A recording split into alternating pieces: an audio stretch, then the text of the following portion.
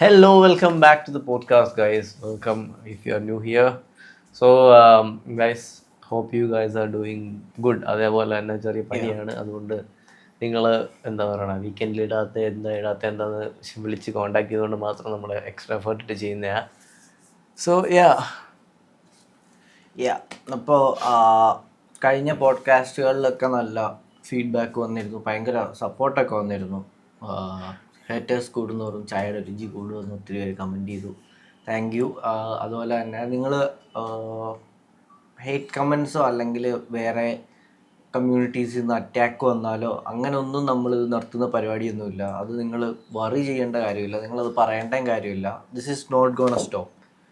പിന്നെ അതുപോലെ തന്നെ നമുക്ക് വേഗടിപ്പിക്കാതെ അതിന് മുന്നേ നമ്മളുടെ ഗ്രൂപ്പിൻ്റെ കാര്യം, ഗ്രൂപ്പ് ആളുകൾ ജോയിൻ ചെയ്യുന്നുണ്ട്. നല്ല ഹെൽത്തി കമ്മ്യൂണിക്കേഷൻസ് ആർ ബാക്ക്. ഈ അടി വഴക്ക് കൊലപാതകം എന്നുള്ള സ്കീം മാറി പതുക്കെ പതുക്കെ നല്ല നല്ല കമ്മ്യൂണിക്കേഷൻസ് വരുന്നുണ്ട്, നല്ല നല്ല ആളുകൾ ജോയിൻ ചെയ്യുന്നുണ്ട്. അതങ്ങനെ തന്നെ ആവട്ടെ. പിന്നെ എല്ലാ വീഡിയോയുടെ താഴെ ലിങ്ക് കൊടുക്കാത്ത എന്താ എന്ന് ചോദിച്ചു കഴിഞ്ഞാൽ രണ്ട് കാരണങ്ങളുണ്ട്. ഒന്ന്, ചിലവർക്ക് ചില വീഡിയോ കണ്ടിട്ട് ട്രിഗറായിട്ട് വന്ന് തെറി വിളിക്കാൻ വേണ്ടി ആ ലിങ്ക് ഉപയോഗിക്കുന്നുണ്ട്. അത് വരാതിരിക്കാൻ വേണ്ടിയാണ്. If you guys are truly following the channel എന്നല്ല, ഫോളോയിങ് ദി ലീഡ് എന്ന് പറഞ്ഞാൽ നമ്മളുടെ പറയുന്ന കാര്യങ്ങൾ നിങ്ങൾ കേൾക്കുന്നുണ്ട്, നിങ്ങൾ ഇൻട്രസ്റ്റഡ് ആണ്. ഇപ്പോൾ 2-3 വീഡിയോ ഒക്കെ കാണുമ്പോൾ അല്ലെങ്കിൽ നിങ്ങൾ പുറകിലുള്ള ചില വീഡിയോസ് നോക്കുമ്പോൾ അതിൽ ലിങ്ക് ഉണ്ടാവും. അങ്ങനെ തപ്പിപ്പിടിച്ച് ധാരാളം പേര് വരുന്നുണ്ട്. ആ വരുന്നവരെ മാത്രം ഞങ്ങൾക്ക് മതി. അവിടെ നിങ്ങൾക്ക് ഈ വീഡിയോ കൊണ്ട് ട്രിഗറായിട്ട് വന്നിട്ട് തെറി വിളിക്കാനുള്ളവരെ ഞങ്ങൾ കേട്ടില്ല. അപ്പോൾ അതും ഒക്കെയാണ് അതിൻ്റെ ഒരു റീസണായിട്ട് വരുന്നത്. പിന്നെ അതുപോലെ തന്നെ ചില ന്യൂസ് കാര്യങ്ങൾ പറഞ്ഞ് തുടങ്ങാനാണെങ്കിൽ, ഡൽഹിയിൽ ഒരു ന്യൂസ് ഉണ്ട്. കഴിഞ്ഞ ഒരു മാസത്തിൽ ഫോർ ദ പാസ്റ്റ് 30 days 2000 പേരാണ് മിസ്സിങ് ആയത്. ഡൽഹിയിൽ 2000 പേര് മാൻ മിസ്സിങ് വന്നിട്ടുണ്ട്. അതിനകത്ത് ഏകദേശം 65-70% അടുപ്പിച്ച് പെണ്ണുങ്ങളാണ് മിസ്സിങ് ആയത്. ഏകദേശം 30-35% കുഞ്ഞുങ്ങളുമാണ്. എന്ന് വെച്ചാൽ ഇവരെവിടെ പോയി, എന്ത് പറ്റി, ഇവരെ ആര് കൊണ്ടുപോകുന്നു എന്നൊന്നും പറയുന്നത് ഒരു വിവരവും ഇല്ല. എന്താ സംഭവിക്കുന്നതെന്ന് അറിയത്തില്ല. ഒരു മാസം കൊണ്ട് 2000 പേരെ ഒരു സിറ്റിയിൽ കാണാതാവുക എന്ന് പറഞ്ഞാൽ it is a very big issue.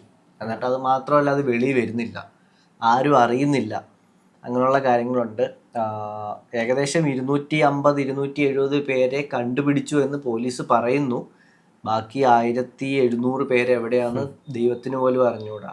ഞാൻ സസ്പെക്റ്റ് ചെയ്യുന്നതും ബാക്കി കാര്യങ്ങളൊക്കെ വായിച്ച് നോക്കുന്നത് ഇത് ഓർഗൻ മാഫിയ ആവാമെന്ന് എനിക്ക് ഡൗട്ടുണ്ട്. പറയുന്നതിൽ ബാഡ് ഉണ്ട്, പക്ഷേ പറയാണ് I think this is organ mafia. കാരണം ബോഡി കിട്ടുന്നില്ല,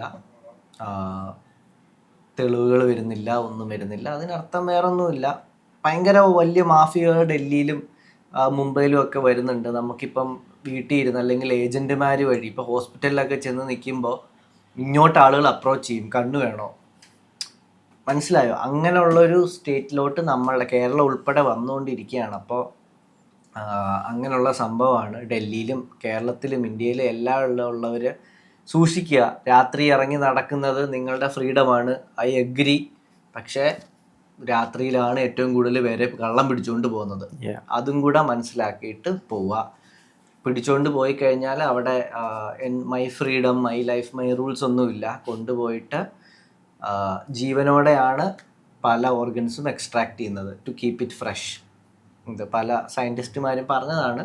കണ്ണും ലിവറും കാര്യങ്ങളൊക്കെ എക്സ്ട്രാക്ട് ചെയ്യുന്നത് നമുക്ക് ജീവനോടാണ്. എന്നിട്ട് അവർ ഫ്രഷായിട്ട് കീപ്പ് ചെയ്ത് ഫ്രീസ് ചെയ്ത് വെക്കാൻ വേണ്ടിയാണ്. അപ്പോൾ അതിലൊന്നും നമ്മളുടെ അറിയാവുന്നവരോ നമ്മളോ ചെന്ന് പെടാതിരിക്കട്ടെ എന്ന് പറഞ്ഞുകൊണ്ട് നമ്മളുടെ പോഡ്കാസ്റ്റ് മുന്നോട്ട് പോന്നു. പിന്നെ അതുപോലെ തന്നെ പാലക്കാട് നിങ്ങൾ ആരും കേൾക്കാത്തൊരു ന്യൂസ് കണ്ടുപിടിച്ചു. കേരളത്തിലെ ഏറ്റവും വലിയ സ്ഫോടന വസ്തുക്കളിലൊന്നായ പാലക്കാട് പുതിയൊരു ചെക്കിങ്ങിൽ പിടിച്ചിട്ടുണ്ട്. ഒരു വാർത്തയിലും വന്നില്ല, എങ്ങും വന്നില്ല. ചെറിയ ഇൻസ്റ്റാഗ്രാമിൽ അവിടെ ഇവിടെ വന്നിതങ്ങ് ഒതുങ്ങി. മീഡിയാസ് ഇത് കൺട്രോൾ ചെയ്യുന്നതാണെന്ന് പറയാൻ ഇതിൽ കൂടുതൽ വലിയ തെളിവൊന്നും വേണ്ട. പിടിച്ച കാര്യങ്ങളെന്ന് പറഞ്ഞാൽ 100 ബോക്സുകളാണ് പിടിച്ചത്, 100 പെട്ടികൾ. ഒരു പെട്ടിക്കകത്ത് 200 ജലാറ്റിൻ എക്സ്പ്ലോസീവ്സ് വീതം. എന്ന് പറഞ്ഞാൽ മറ്റേ TNT ഒക്കെ ഇല്ലേ നമ്മൾ ഗെയിമൊക്കെ കളിക്കുമ്പം അതുപോലത്തെ 200 എണ്ണം ഉള്ള ഒരു പെട്ടി, അതുപോലെ 100 പെട്ടി, അതാണ് പിടിച്ചത്. കേരളത്തിൽ പാലക്കാടാണ് പിടിച്ചത്. റെയിൽവേ പോലീസോ അങ്ങാണ്ട് വന്ന് റുട്ടീൻ ചെക്കിങ്ങിൻ്റെ ഇടയിൽ പിടിച്ചതാ. ഇൻഫർമേഷനോ കാര്യങ്ങളോ ഒന്നുമല്ല. തണ്ണിമത്തൻ നിറച്ച വണ്ടിയായിരുന്നു. തണ്ണിമത്തൻ നിറച്ച വണ്ടി ചെക്ക് ചെയ്തപ്പോൾ തണ്ണിമത്തൻ കുറവ്, വെയിറ്റ് അങ്ങനെ നോക്കിയപ്പോഴത്തെ 2 തണ്ണിമത്തൻ മാറ്റി കഞ്ചാവ് വല്ലതും ഉണ്ടോ എന്ന് നോക്കിയപ്പം കാണാം കിലോ കണക്കിന് ബോംബുകൾ ഇരിക്കുന്നു. ഇത് ഒരു ന്യൂസ് ചാനലും റിപ്പോർട്ട് ചെയ്യുന്നില്ല. അതിനർത്ഥം ഈ സാധനം കടത്തുന്നവർക്ക് ഈ ചാനലുകളിൽ പിടിയുണ്ട്. ഈ ചാനലുകൾ ആരുടെയൊക്കെയാണ് ഓൺ ചെയ്യുന്നതെന്ന് നോക്കിക്കഴിഞ്ഞാൽ നിങ്ങൾക്ക് മനസ്സിലാവും. കാരണം പറയാതിരിക്കാൻ വയ്യ. ഈ 2000 എക്സ്പ്ലോസീവ് സ്റ്റിക്സ് ആണ് പിടിച്ചത് പാലക്കാട് നിന്ന്. ഒരു വാർത്തയിലും വന്നില്ല, ആരും അറിയുന്നില്ല. ഒക്കെ നടന്നിട്ട് 3 ദിവസമേ ആവുന്നുള്ളൂ. നിങ്ങളിത് സെർച്ച് ചെയ്ത് നോക്കുക, ഒരു മീഡിയ റിപ്പോർട്ട് ചെയ്യുന്നില്ല. ശ്രീസ് പോഡ്കാസ്റ്റ് മാത്രം ഇവിടുന്ന് പറയും, ഞങ്ങളെ എന്നിട്ട് ആളുകൾ ചീത്തയും വിളിക്കും. But it's okay. അതുപോലെ തന്നെ അടുത്ത ചെറിയൊരു ഇതാണ്, ജമാഅത്തെ ഇസ്ലാമിൻ്റെ ചീഫ് എന്ന് പറഞ്ഞാൽ ജമാഅത്തെ ഇസ്ലാമിൻ്റെ ഹെഡ് ഷഫീഖുർ റഹ്മാൻ എന്ന് പറയുന്ന ആൾ പുതിയൊരു മാനിഫെസ്റ്റോയിൽ നിന്ന് അവർ പുതിയൊരു സ്റ്റേറ്റ്മെൻറ്റ് ഇറക്കി. അവരുടെ സൂറ എന്ന് പറയുന്ന നിയമം അനുസരിച്ചോ നിയമപുസ്തകം അനുസരിച്ചോ പെൺകുട്ടികൾ ജോലി ചെയ്യാൻ പാടില്ല, വർക്കിന് പോകാൻ പാടില്ല എന്ന് പറയുന്ന നോഷൻ അവർ തുടങ്ങിയിട്ടുണ്ട്. പെണ്ണുങ്ങൾ ജോലിക്ക് പോകാൻ പാടില്ല എന്ന് പറയുന്ന നിയമം പോലെ. നിയമമല്ല, ശരിയ നിയമമാണ്. പക്ഷെ അവരുടെ ജമാഅത്തെ ഇസ്ലാം എന്ന് പറയുന്ന അവരുടെ ഹെഡാണ്, ചീഫാണ് ഷഫീഖുർ റഹ്മാൻ ഇത് പറയുന്നത്. എന്നിട്ട് പുള്ളി പറഞ്ഞ വാക്കെന്ന് വെച്ചാൽ, ഇത് ഞാൻ പറഞ്ഞതല്ല, പുള്ളി പറഞ്ഞ വാക്കാണ്. ഞാൻ വേണമെങ്കിൽ അത് കൊടുത്തേക്കാം. വർക്കിംഗ് വുമൺ എന്ന് പറയുന്നത് പ്രോസ്റ്റിറ്റ്യൂട്ടിന് തുല്യമാണെന്നാണ് പുള്ളി. അതേ വാക്കാണ് പുള്ളിയുടെ ട്വിറ്ററിൽ ഉപയോഗിച്ചത്. ജോലി ചെയ്യാൻ പോകുന്ന പെൺകുട്ടി എന്ന് പറയുന്നത് വേശ്യയ്ക്ക് തുല്യമാണെന്നും അവൾ ജോലി ചെയ്യാൻ പാടില്ല എന്നും, അവൾ എന്താ പറയുന്നത്, മാനേജേഴ്സ് മനുഷ്യനാണ്, ആണാണ് ഇവരുടെ മാനേജേഴ്സ് എന്നും ഞങ്ങൾ പറയുന്നത് കേൾക്കാൻ വേണ്ടി മാത്രമാണെന്നും പറഞ്ഞിട്ടൊരു പോസ്റ്റും ഒരു സ്പീച്ചും ഒക്കെ കൊടുത്തിരുന്നു. ഞാനത് ഇട്ടേക്കാം, അത് പറയണമെന്ന് തോന്നി. വേറൊന്നുമല്ല, നിങ്ങളും കോൺഗ്രസ്സിന് വോട്ട് ചെയ്യുക, ഇതുപോലുള്ള സൂറത്തിനെ വെൽക്കം ചെയ്യുക, ഇന്ത്യയിലും ഇതുപോലുള്ള വലിയ വികസനങ്ങൾ വരട്ടെ എന്ന് പ്രാർത്ഥിച്ചുകൊണ്ട് നമുക്ക് അടുത്തതിലോട്ട് പോവാം. ഇതും നിങ്ങൾക്ക് കേൾക്കാൻ ചാൻസ് ഇല്ലാത്ത അടുത്തൊരു ന്യൂസാണ്. ഇറാനിൽ 1 to 1.5 lakhs ഒഫീഷ്യലി കിൽഡ് ആയിട്ടുണ്ട്. ഏകദേശം 2 ലക്ഷം എന്നൊക്കെ പല മീഡിയാസും പറയുന്നുണ്ട്. ഇപ്പോൾ BBC നോക്കിയാൽ 2 ലക്ഷമാണ്, ABC ന്യൂസിൽ നോക്കിയാൽ 1.5 lakhs ആണ്, കൺഫേംഡ് ആണെന്ന് പറയുന്നത്. ഇപ്പം ഞാനൊരു വീഡിയോ ഇടാൻ വേണ്ടി വെച്ചിരുന്നാൽ പിന്നെ ഞങ്ങളത് ഇടണ്ടാന്ന് തീരുമാനിച്ചു. ഗവൺമെൻറ് വെഹിക്കിൾസ് ഉണ്ട് മുകളിൽ, മറ്റേ ലൈറ്റൊക്കെ ഇട്ട്, നമ്മുടെ പോലീസ് വെഹിക്കിൾ ഇല്ലേ ഇവിടെ, അതുകൊണ്ട് പ്രൊട്ടസ്റ്റേഴ്സിനെ അരച്ചു കൊല്ലുന്ന വീഡിയോ ഞാൻ കണ്ടുപോയി. അത് ഇൻസ്റ്റാഗ്രാമിൽ വന്നിട്ട് ഞാൻ അത് കണ്ടു. ഒരു 8-9 കില്ല്, നമ്മൾ ഗെയിമൊക്കെ കളിക്കൂലേ അതുപോലെ ഒരു 8-9 കിൽസ് എടുത്തിട്ട് ആ വണ്ടി വെളിയിൽ പോയി നിൽക്കുന്നു. അവരങ്ങോട്ട് വണ്ടി മാറ്റി പാർക്ക് ചെയ്യുന്നു, അടുത്ത വണ്ടി വരുന്നു, ഒരു 6-7 പേരെ കൊല്ലുന്നു. എന്നിട്ട് ഇവർ വലിയ ബറിയൽ ഗ്രൗണ്ട്സ് ഉണ്ടാക്കി ഇവരെ ഇട്ട് മൂടുകയാണ്. അപ്പോൾ വീഡിയോ ഇട്ടാൽ ഇത് ഡിലീറ്റ് ആയി പോകും. വീഡിയോ, ഈ ഫുൾ പോഡ്കാസ്റ്റ് ഡിലീറ്റ് ആവും. ഞങ്ങൾ ഇത്രയും എഫേർട്ട് എടുത്ത് ചെയ്യുന്നതാണ്. നിങ്ങൾ സെർച്ച് ചെയ്ത് കണ്ടുപിടിക്കുക. ഇതിൻ്റെ ലിങ്കും കാര്യങ്ങളും ഒന്നും കൊടുക്കുന്നതായിരിക്കത്തില്ല ഈ വീഡിയോയുടെ. അപ്പം അങ്ങനെ പറഞ്ഞുകൊണ്ട് നമുക്ക് പോഡ്കാസ്റ്റിലേക്ക് പോവാം.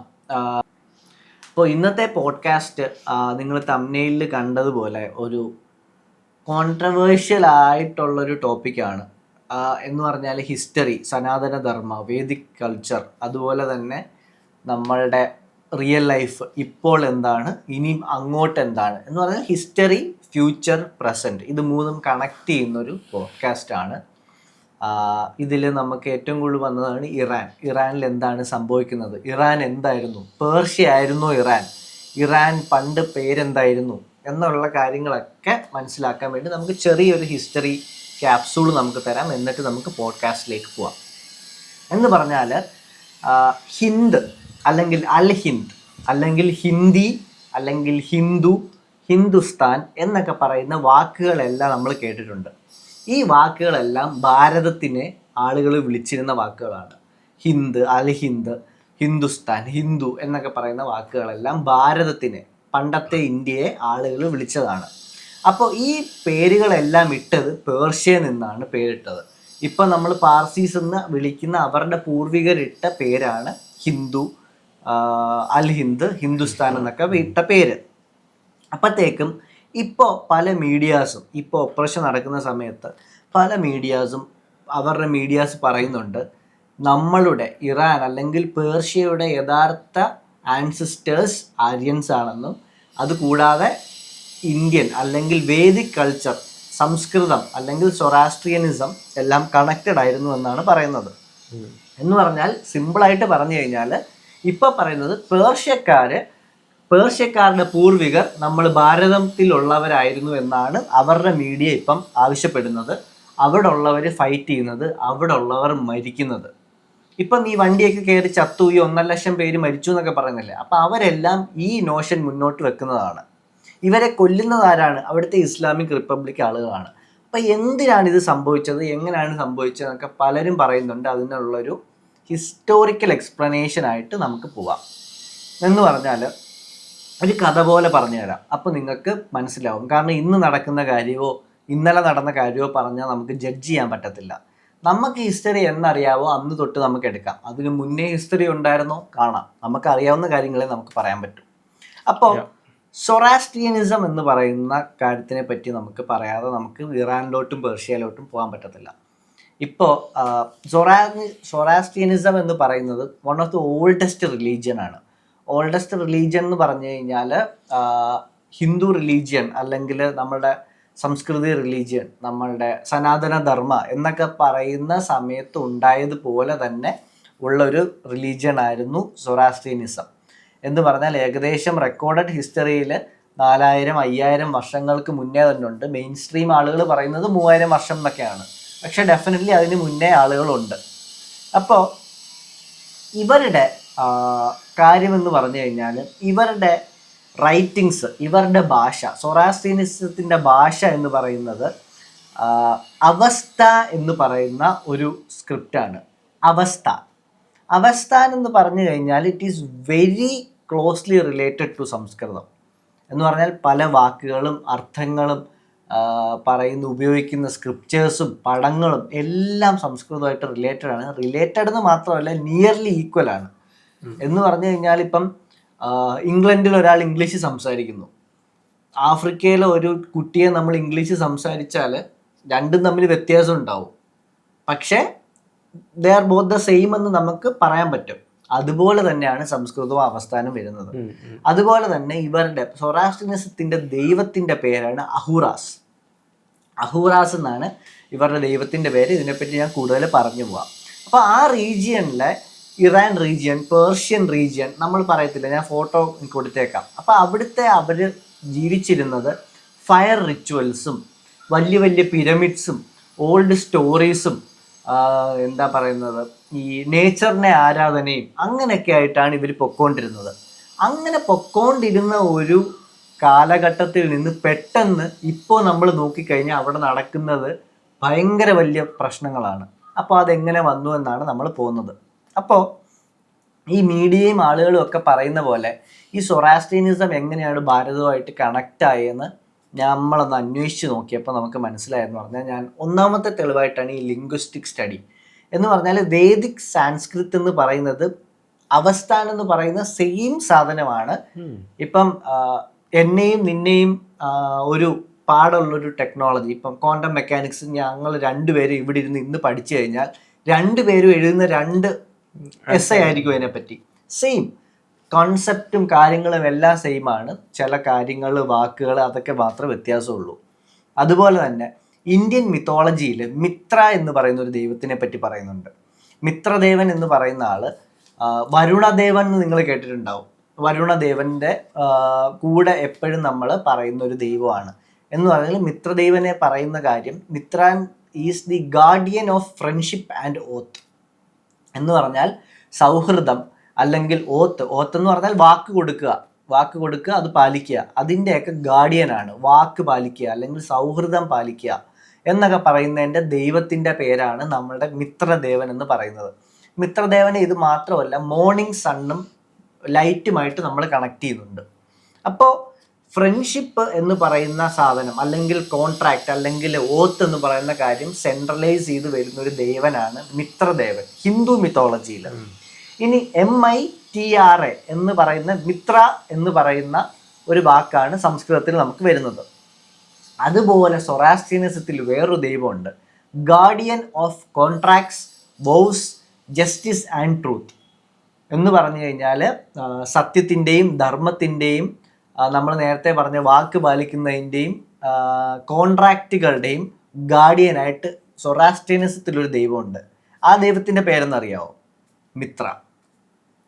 സെയിം ഗോഡ് രണ്ടടുത്തുമുണ്ട്. ഇത് നിങ്ങളെ മനഃപൂർവ്വം അറിയാതിരിക്കാൻ വേണ്ടി നമ്മളെ ഒരിക്കലും ഇതാരും പഠിപ്പിക്കത്തില്ല. നിങ്ങളിത് സെർച്ച് ചെയ്ത് നോക്കുക, സെയിം ആണ്.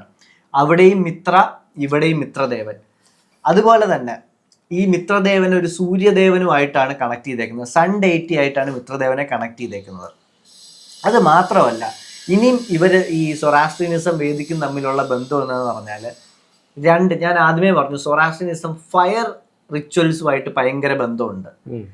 വേദിക് നമ്മളുടെ കൾച്ചറിലും ഫയർ റിച്വൽസ് ഏറ്റവും കൂടുതലുള്ള റിച്വൽസ് ആണ്. ഇപ്പം അഗ്നിഹോത്ര ആയാലും പൂജയായാലും ബാക്കി കാര്യങ്ങളായാലും നമ്മൾ ഫയർ വെച്ചാണ്, അഗ്നിയെ വെച്ചാണ് ഇതെല്ലാം ചെയ്യുന്നത്. അപ്പം ഈ രണ്ടും സിസ്റ്റർ റിലീജിയൻസ് ആണെന്ന് പറയുന്നതാണ് ഈ പോഡ്കാസ്റ്റിൻ്റെ ഒരു തെളിവ്, എവിഡൻസ് ബേസ്ഡ് ആയിട്ട് നമ്മൾ മുന്നോട്ട് പോകുന്നത്. അപ്പോൾ ഈ സൊറാസ്ട്രിയനിസത്തിൽ അഥർവാസ് എന്ന് പറയുന്ന ഒരു കൂട്ടം ആളുകളുണ്ട്.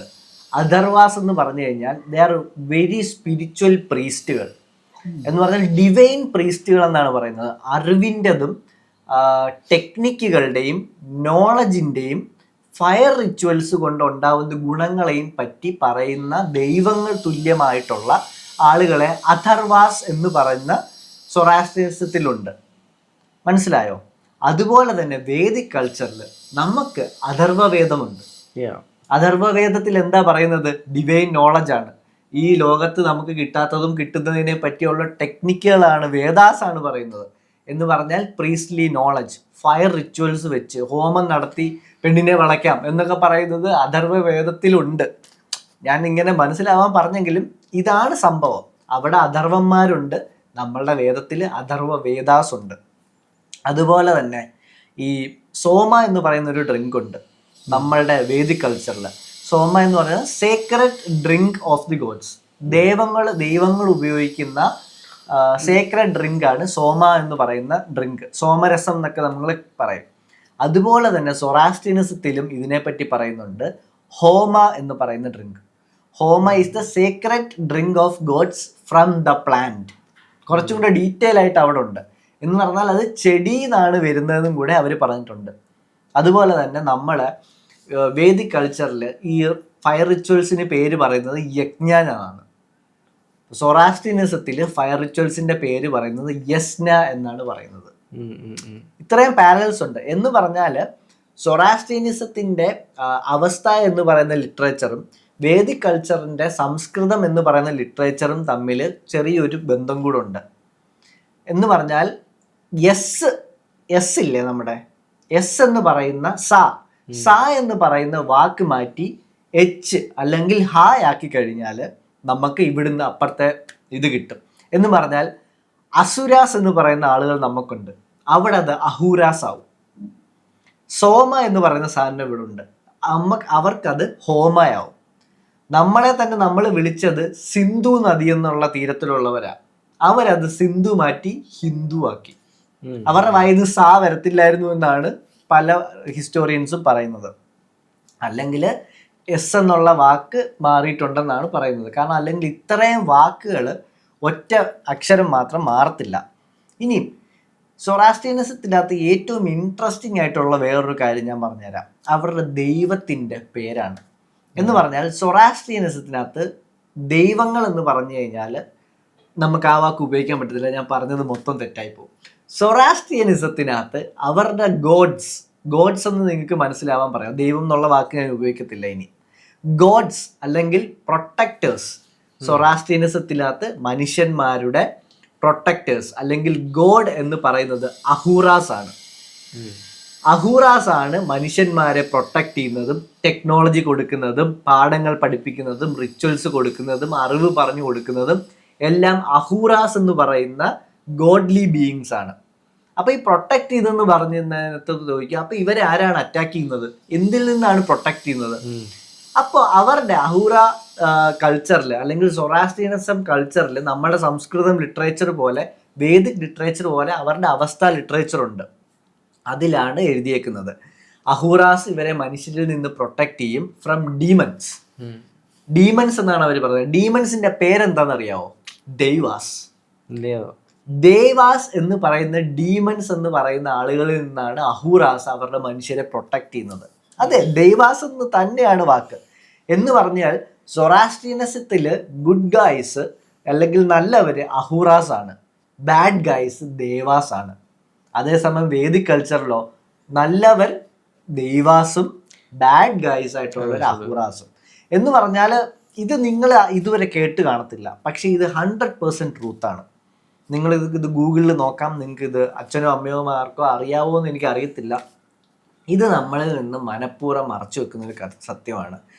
കാരണം ഇത് കൂടുതൽ ആളുകൾ അറിയും തോറും ഈ പേർഷ്യയിൽ അവിടെ കിടക്കുന്ന കൾച്ചറും നമ്മുടെ കൾച്ചറും തമ്മിലൊരു ബന്ധമുണ്ടെന്ന് സ്ഥാപിക്കും. കാരണം പേർഷ്യൻ കൾച്ചർ നമ്മളുടെ സംസ്കൃതം അല്ലെങ്കിൽ വേദിക് കൾച്ചർ അല്ലെങ്കിൽ ഇൻഡോ ആര്യൻ കൾച്ചറുമായിട്ട് ബന്ധമുണ്ടെന്ന് സ്ഥാപിക്കും. അങ്ങനെ ഒരു ബന്ധമില്ല എന്ന് സ്ഥാപിക്കാൻ വേണ്ടിയാണ് അവിടെ ഇസ്ലാമിക് റൂൾ ഇപ്പോഴും നിലനിൽക്കുന്നത്. അപ്പം ഈ സൊറാസ്ട്രിയനിസത്തിന്റെ കഥ വെളിയിൽ വന്നാൽ അവരുടെ ഹിസ്റ്റോറിക് ക്ലെയിംസിന് പ്രശ്നമാണ്. മനസ്സിലായോ?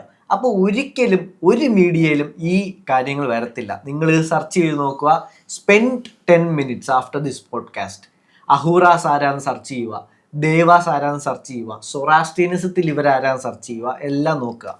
എന്ന് പറഞ്ഞാൽ ഇതൊക്കെ ഞാൻ ഇത്രയും ഇരുന്ന് പറഞ്ഞാലും ഇത് ഹിസ്റ്ററിയിൽ ഒന്ന് കണക്ട് ചെയ്ത് നോക്കാൻ ശ്രമിക്കുക. പക്ഷെ ആര് കണക്ട് ചെയ്യാൻ നമുക്കൊന്നും സമയമില്ല. അതുകൊണ്ട് പേടിക്കണ്ട, ഞാൻ കുറച്ച് കണക്ഷൻസ് കണ്ടുപിടിച്ച് റിസർച്ച് ചെയ്ത് കൊണ്ടുവന്നിട്ടുണ്ട്. അപ്പോൾ ഈ ദൈവങ്ങളുടെ കഥ പോയി നോക്കിയപ്പോൾ എനിക്ക് വേറൊരു കാര്യം കൂടെ മനസ്സിലായി. നമ്മുടെ വേദിക് കൾച്ചറിൽ ഗോഡ് എന്ന് പറയുന്നതിനകത്ത് ഒരാളുണ്ട്, ഇന്ദ്ര എന്ന് പറയുന്ന ഇന്ദ്രദേവനെ അറിയാവോ? നീ കേട്ടിട്ടില്ലേ? ഇന്ദ്ര എന്ന് പറയുന്ന ദേവനുണ്ട്. എന്ന് പറഞ്ഞാൽ Indradevan is the king of devas. Devendran എന്ന് പറഞ്ഞാൽ ദൈവങ്ങളുടെ ദൈവം, ദ കിങ് ഓഫ് ഗോഡ്സ്. അപ്പോൾ ഇന്ദ്രദേവൻ എന്ന് പറയുന്ന ആള് ഒരു മിത്തോളജിയാണ്. പുള്ളിയുടെ കഥയിൽ അസുരന്മാരെ ഫൈറ്റ് ചെയ്യാൻ പോകുമ്പം പുള്ളിയാണ് കിങ്. ദൈവങ്ങളുടെ എല്ലാ ഗണങ്ങളെ ഒന്നിപ്പിച്ച് പുള്ളിയാണ് പോകുന്നത്, ഐരാവതത്തിൽ കയറി വെട്ടാനും അടിക്കാനും ഒക്കെ പോകുന്നത്. അപ്പോൾ ഇന്ദ്ര വാസസ് അസുര എന്ന് പറയുന്ന ധാരാളം ഫൈറ്റുകൾ നമ്മുടെ വേദിക് കൾച്ചറിലുണ്ട്. അതിനകത്ത് തന്നെ പറയുന്നുണ്ട്, നമ്മുടെ കൾച്ചറിൽ തന്നെ പറയുന്നുണ്ട്, എല്ലാ അസുരാസും പന്നന്മാരായിരുന്നില്ല, വില്ലന്മാരായിരുന്നില്ല. നോബിളായിട്ടുള്ള അസുരാസ് ഉണ്ട്, വളരെ നോളജബിൾ ആയിട്ടുള്ള അസുരാസ് ഉണ്ട്, നമ്മളുമായിട്ട് ഡീലിന് വരുന്ന അസുരാസ് ഉണ്ട്, ട്രേഡിന് വരുന്ന അസുരാസ് ഉണ്ട്, ഇതെല്ലാം ഉണ്ടായിരുന്നു. അപ്പോൾ ഋഗ്വേദയിൽ അസുരാസിനെ പറ്റി പറഞ്ഞ എന്താ അറിയാവോ? ഋഗ്വേദയിൽ അസുരാസിനെ പറ്റി ഡിഫൈൻ ചെയ്യുന്നത് വയസ് റൂളേഴ്സ് എന്ന് മാത്രമാണ്. എന്ന് പറഞ്ഞു കഴിഞ്ഞാൽ ലോർഡ്സ് ഓഫ് കോസ്മിക് റൂൾ, പക്ഷേ ഇൻ ഡിഫറെൻ്റ് റെലം. അസുരാസ് എന്ന് പറയുന്ന ആളുകൾ വേറെ ഏതോ സ്ഥലത്തെ വലിയ നോബിൾ ലീഡേഴ്സ് ആയിരുന്നെന്നും അവർ കോസ്മിക് റൂൾ ഉണ്ടായിരുന്നെന്നും അവർ വേറെ റെലത്തിലാണ് അവർ ജീവിക്കുന്നതെന്നും ആണ് ഋഗ്വേദയിൽ പറഞ്ഞേക്കുന്നത്. ഈ ഒറിജിനൽ വേദാസിലോട്ട് പോകും തോറും അസുരാസ് എന്ന് പറയുന്ന, നമ്മളിപ്പോൾ അസുരൻ എന്ന് കേട്ട് കഴിഞ്ഞാൽ മറ്റേ കൊമ്പൊക്കെ വെച്ച് ചോര കുടിക്കാൻ വരുന്നത്, നോ, അങ്ങനെയുള്ള ആളുകളെ അല്ല. അസുരാസ് എന്ന് പറഞ്ഞാൽ യഥാർത്ഥ വേദിക് നോളജ് വെച്ച് നോക്കുകയാണെങ്കിൽ അവർ നോബിൾ ആയിട്ടുള്ള ആളുകൾ എന്ന് മാത്രമേ കൊടുത്തിട്ടുള്ളൂ. വെരി പവർഫുൾ ആയിട്ടുള്ള നോബിൾ ആളുകളാണ്. പിന്നെ വരുന്തോറും ഹിസ്റ്ററി അടുക്കുന്തോറുമാണ് ഇവർ വില്ലൻസ് ആവുന്നത്. ആദ്യത്തെ നമ്മളുടെ പ്രീഹിസ്റ്റോറിക് വേദിക് ടെക്സ്റ്റുകളിലൊക്കെ ഇവർ നല്ലവരായിട്ടും വലിയ നോബിളായിട്ടും വേറെ അവിടെ ജീവിക്കുന്ന ആളുകളെ ആയിട്ടുമാണ് പറഞ്ഞിരിക്കുന്നത്. അപ്പോൾ ഈ ഇന്ദ്ര അസുരന്മാരെ ഐരാവതത്തിൽ പോയി അറ്റാക്ക് ചെയ്യുന്നതും അങ്ങനെ പല കഥകളും നമ്മളുടെ വേദിക് മിത്തോളജിയിലുണ്ട്. അപ്പം ഇങ്ങനെ പോകുന്നു, അറ്റാക്ക് ചെയ്യുന്നു, ഇന്ദ്രദേവൻ പോകുന്നു, അറ്റാക്ക് ചെയ്യുന്നു, നമ്മളുടെ ദൈവന്മാരെ രക്ഷിക്കുന്നു, നമ്മളുടെ ഉള്ള ആളുകളെ രക്ഷിക്കുന്നു എന്നൊക്കെ പറഞ്ഞ പല കഥകളും നമ്മൾ കേട്ട് ഇന്ദ്രന്റെ ദൈവമായിട്ട് നമ്മൾ വാഴ്ത്തി ഇന്ദ്രന്റെ അമ്പലം വരെ ഉണ്ട്. ഇനി സൊറാസ്ട്രിയനിസത്തില് വേറെ അവസ്ഥ എന്ന് പറയുന്ന വേദിക് കൾച്ചറിൽ അല്ല ടെക്സ്റ്റില് വേറൊരു കഥയുണ്ട്, ദ ഡീമൺ സ്ലെയർ. വില്ലന്മാരുടെ വില്ലൻ, വില്ലേന്ദ്രൻ, ഇന്ദർ, INDER. ഇന്ദർ എന്ന് പറയുന്ന ഒരു ഡീമൺ. ആ ഡീമൺ വൈൽഡ് ആനിമൽസുമായിട്ട് വന്ന് ഹ്യൂമൻസിനെ ഇടയ്ക്കിടയ്ക്ക് അറ്റാക്ക് ചെയ്യും. സൊറാസ്ട്രിയനിസത്തിലെ ആളുകളെ അറ്റാക്ക് ചെയ്യും. അങ്ങനെ ഇന്ദ്രന്റെ ശല്യം സഹിക്കാൻ, ഇന്ദ്രൻ എന്നല്ല ഇന്ദർ എന്നാണ്. നമ്മളുടെ അവിടെ ഇന്ദ്ര, ഇവിടെ ഇന്ദർ, സെയിം. അവിടെ ആന ഐരാവതമായിട്ട് പോകുന്നു, ഇവിടെ വൈൽഡ് ആനിമൽസുമായിട്ട് വന്ന് അറ്റാക്ക് ചെയ്യുന്നു. അറ്റാക്ക് ചെയ്യുന്ന മനുഷ്യർക്ക് സഹിക്കാൻ വയ്യാതെ ചെന്ന് പറഞ്ഞ് അവസാനം അഹൂറാസ് എന്ന് പറയുന്ന ഗോഡ്ലി ബീയിങ്സ് ഇന്ദ്രനെതിരെ പോയെന്നും ഇന്ദ്രനെ തോപ്പിച്ചെന്നും മനുഷ്യരെ രക്ഷിച്ചെന്നുമാണ് സൊറാസ്ട്രിയനിസത്തിലെ കഥ. എന്ന് വെച്ചാൽ അവിടെ എന്ത് നടക്കുന്നു അതിന്റെ വൈസ് വേഴ്സയാണ് ഇവരും പറയുന്നത്. ഇന്ദ്രൻ ഇന്ദർ, മിത്ര മിത്തർ, അഹുറ അസുറാസ്, ദേവാസ് ദേവസ്. ഇത് എന്ന് പറയുന്നതിനെക്കാട്ടി ഇനി കുറച്ചും കൂടെ ഉണ്ട്. ഇതെല്ലാം സെയിം ആണ്. ഒരെണ്ണം സൊറാസ്ട്രിയനിസം ആണെങ്കിൽ ഒരെണ്ണം വേദിക് കൾച്ചറാണ്. ഇനിയും സൊറാസ്ട്രിയനിസത്തിനകത്ത് വേറൊരിതുണ്ട്, അല്ല വേദിക് കൾച്ചറിനകത്ത് ഒരിതുണ്ട്. ആര്യമാൻ എന്ന് പറയുന്ന, സൊറാസ്ട്രിയനിസത്തിലാണ് ആര്യമാൻ എന്ന് പറയുന്ന ഒരു കമ്മ്യൂണിറ്റി ഉണ്ട്. എന്ന് പറഞ്ഞാൽ the God community. God community എന്നാണ് നമ്മളുടെ വേദിക് കൾച്ചറിലും മഹാഭാരതത്തിലോ ഏതോ ഒരു ഋഗ്വേദത്തിലോ പറയുന്നുണ്ട്. ആര്യമാൻ എന്ന് പറയുന്ന ഗോഡ് ഓഫ് ആര്യ കമ്മ്യൂണിറ്റി, ആര്യന്മാരുടെ ദൈവം എന്നാണ് അയാളെ ആര്യമാൻ എന്ന് പറയുന്നത്. ഇനി സൊറാസ്ട്രിയനിസത്തിനകത്ത് ഐറാവാൻ എന്ന് പറയുന്ന ഒരു കമ്മ്യൂണിറ്റി ഉണ്ട്. ആ കമ്മ്യൂണിറ്റിയുടെ ദൈവമാണ് ഐറാവ. ഐറാവ എന്ന് പറയുന്നത് സൺ പീപ്പിളിന്റെ ഗോഡ് എന്ന് പറഞ്ഞാൽ സൂര്യന്റെ ലീനിയേജിൽ വന്നവരുടെ ദൈവമായിട്ടാണ് വരുന്നത്. ഐറാവാൻ എന്ന് പറയുന്ന ആള് നമ്മളുടെ ഹിന്ദു മിത്തോളജിയിലും ഈ സൂര്യന്റെ ലീനിയേജിൽ വന്നതാണ് രാമൻ. രാമൻ എന്ന് പറയുന്നത് ആര്യനാണ്. അപ്പം ഈ രണ്ട് കാര്യങ്ങളും പറയുന്നത് സെയിം ആണ്. Same exact same. ഇവിടെ ഐരാവാൻ, ഇവിടെ ആര്യൻ, മിത്ര. ഒരു എസും എച്ചും അങ്ങോട്ടും ഇങ്ങോട്ടും മാറിയാൽ മാറി, പക്ഷേ 90% വാക്കുകൾ സെയിം ആണ്. ഇത്രയും സെയിം ആയിട്ടിരുന്നിട്ട് നിങ്ങൾ എന്തുകൊണ്ട് ഇന്നേ വരെ സൊറാസ്ട്രിയനിസം ഒന്നും കേട്ടിട്ടില്ല? ഇല്ലേ? നിങ്ങൾ അതിൽ ഷോക്കായിട്ടില്ലേ? Why am I not hearing about this? ഇത്രയും 1.4 ബില്യൺ ഇന്ത്യൻസ് ഉണ്ടായിട്ടും എന്തുകൊണ്ട് നമ്മൾ ഇതിനെപ്പറ്റി അറിയുന്നില്ല? ഓക്കെ, അത് പോട്ടെ. അതുപോലെ തന്നെ ഈ പേർഷ്യ അല്ലെങ്കിൽ ഇറാൻ എന്ന് പറയുന്ന ഇവിടുത്തെ കോണ്ടിനെന്റും ആക്കന്ത് ഭാരത് എന്ന് പറയുന്ന ഇങ്ങോട്ടേക്ക് നമ്മളുടെ ഇന്ത്യ തൊട്ട് കംബോഡിയ അല്ലെങ്കിൽ ഇന്തോനേഷ്യ വരെയുള്ള സ്ഥലങ്ങളും രണ്ടും രണ്ട് ഡിഫറെൻറ്റ് സിവിലൈസേഷൻസ് പണ്ട് ജീവിച്ചിരുന്നു എന്നുള്ള തെളിവാണിത്. രണ്ടുപേരും ട്രേഡ് ചെയ്തിരുന്നു, രണ്ടുപേരും കോർപ്പറേറ്റ് ചെയ്തിരുന്നു, ഫ്രണ്ട്ഷിപ്പുകൾ ഉണ്ടായിരുന്നു, അഡ്വൈസേഴ്സ് അങ്ങോട്ടും ഇങ്ങോട്ടും പോകുമായിരുന്നു, യുദ്ധങ്ങൾ സംഭവിച്ചിട്ടിരുന്നു. ഈ രണ്ട് പേരും അങ്ങോട്ടും ഇങ്ങോട്ടും ചെയ്ത കാര്യങ്ങളാണ് രണ്ടിടത്തും എഴുതി വെച്ചേക്കുന്നത്. എന്ന് പറഞ്ഞാൽ ഇങ്ങനൊരു സംഭവം നടന്നു എന്നുള്ളത് ഉറപ്പാണ്. പക്ഷേ ഇപ്പം ഇന്ത്യ പാകിസ്ഥാൻ സെയിം ഒരു വാർ നടക്കുന്നു. ഇന്ത്യയെ സംബന്ധിച്ച് പാകിസ്ഥാനിലെ ജനറൽസ് ഒക്കെ വില്ലന്മാരാ, നമുക്ക് അസുരന്മാരാ. അവന്മാർ വരുന്നു, തോക്ക് കൊടുക്കുന്നു, അവിടെ ആളുകളെ കൊല്ലുന്നു എന്നൊക്കെ പറയുന്നു. പക്ഷെ ഞാനിപ്പോൾ ഒരു പാകിസ്ഥാനിയാണ്, അല്ലെങ്കിൽ നിങ്ങളൊരു പാകിസ്ഥാനി ആയിരുന്നെങ്കിൽ നിങ്ങളുടെ ന്യൂസിലും നിങ്ങളുടെ കാഴ്ചപ്പാടിലും ഈ അസുരൻ ആരാ? മോദിയുടെ പട്ടാളക്കാരനുമാണ്. മനസ്സിലായോ? ഇത് തന്നെയാണ് അവർ നടത്തിയത്. മോദി എന്നുള്ള പേരുണ്ട്, വേണമെങ്കിൽ ഷെറാഫ് ഷെറീഫ് എന്നുള്ള പേരുണ്ട്. ഇവിടെ മോദി ദൈവമാണെങ്കിൽ അവിടെ മോദി വില്ലൻ, അസുരനാണ്. അതാണ് സംഭവിച്ചത്. ഇതിലും ക്ലിയർ ആയിട്ട് നിങ്ങൾക്ക് പറഞ്ഞു തരാൻ എക്സാമ്പിൾ ഇല്ല. നിങ്ങളത് മനസ്സിലാക്കുക. നമ്മളിൽ നിന്ന് മറച്ചു വെക്കാൻ നോക്കുന്ന കാര്യങ്ങളാണിതെല്ലാം. കാരണം ഇത് കൂടുതൽ ആളുകൾ അറിയും തോറും നമ്മളുടെ റൂട്ട്സ്, ഭാരതം എന്ന് പറയുന്ന നമ്മളെ 800 വട്ടം കൊണ്ട് കഴിഞ്ഞ 2000 വർഷത്തിൽ 800 ടൈംസ് ഇൻവേഡ് ചെയ്യപ്പെട്ട ഒരു രാജ്യമാണ് ഭാരതം. നമ്മളെ എത്രയോ ഉണ്ടായിരുന്നു, അത് ചുരുക്കി ഇപ്പം നമ്മളെ ഇത്രയും കൊണ്ടുവിട്ടു. കഴിഞ്ഞ 20 വർഷത്തിൽ 3 യുദ്ധം നമ്മൾ ചെയ്തു, ചെറുതാണെങ്കിൽ. നമ്മളുടെ നോർത്തും ചൈനയും പാകിസ്ഥാനും ഇപ്പം ബംഗ്ലാദേശുമായിട്ട് ഇപ്പോൾ ഉടനെ വരും. അപ്പോൾ നമ്മളെ ഇല്ലാതാക്കുക, ഭാരതം എന്ന് പറയുന്ന സാധനം ഇല്ലാതാക്കുക. കാരണം ഭാരതം കൂടി ഇല്ലാതായി കഴിഞ്ഞാൽ ലോകത്തിൽ അവസാനമായിട്ട് വേദിക് നോളജ് പ്രിസർവ് ചെയ്യുന്ന ഒരു സ്ഥലമാണ് ഭാരത്. അതില്ലാതായി കഴിഞ്ഞാൽ പുതിയ പുതിയ കൾച്ചേഴ്സിനുണ്ടാവാം, പുതിയ റിലീജിയൻസിന് അവരായി പണ്ടത്തെ ആദ്യത്തെ റിലീജിയൻ എന്ന് പറയാം. ഇപ്പം ക്രിസ്ത്യാനിറ്റി ഉണ്ട്, മുസ്ലിംസ് ഉണ്ട്, ഇതുപോലത്തെ 100 കണക്കിന് റിലീജിയൻസ് എടുത്താലും അവർക്കൊന്നും ഓൾഡസ്റ്റ് റിലീജിയൻ എന്ന് ക്ലെയിം ചെയ്യാൻ പറ്റത്തില്ല. കാരണം ഹിന്ദുയിസം ഈസ് എക്സിസ്റ്റിംഗ്. അതില്ലാതാക്കാൻ വേണ്ടി ലോകത്ത് കഴിഞ്ഞ 2000 വർഷമായിട്ട് ആളുകൾ പരിശ്രമിച്ചുകൊണ്ടിരിക്കുകയാണ്, പറ്റുന്നില്ല.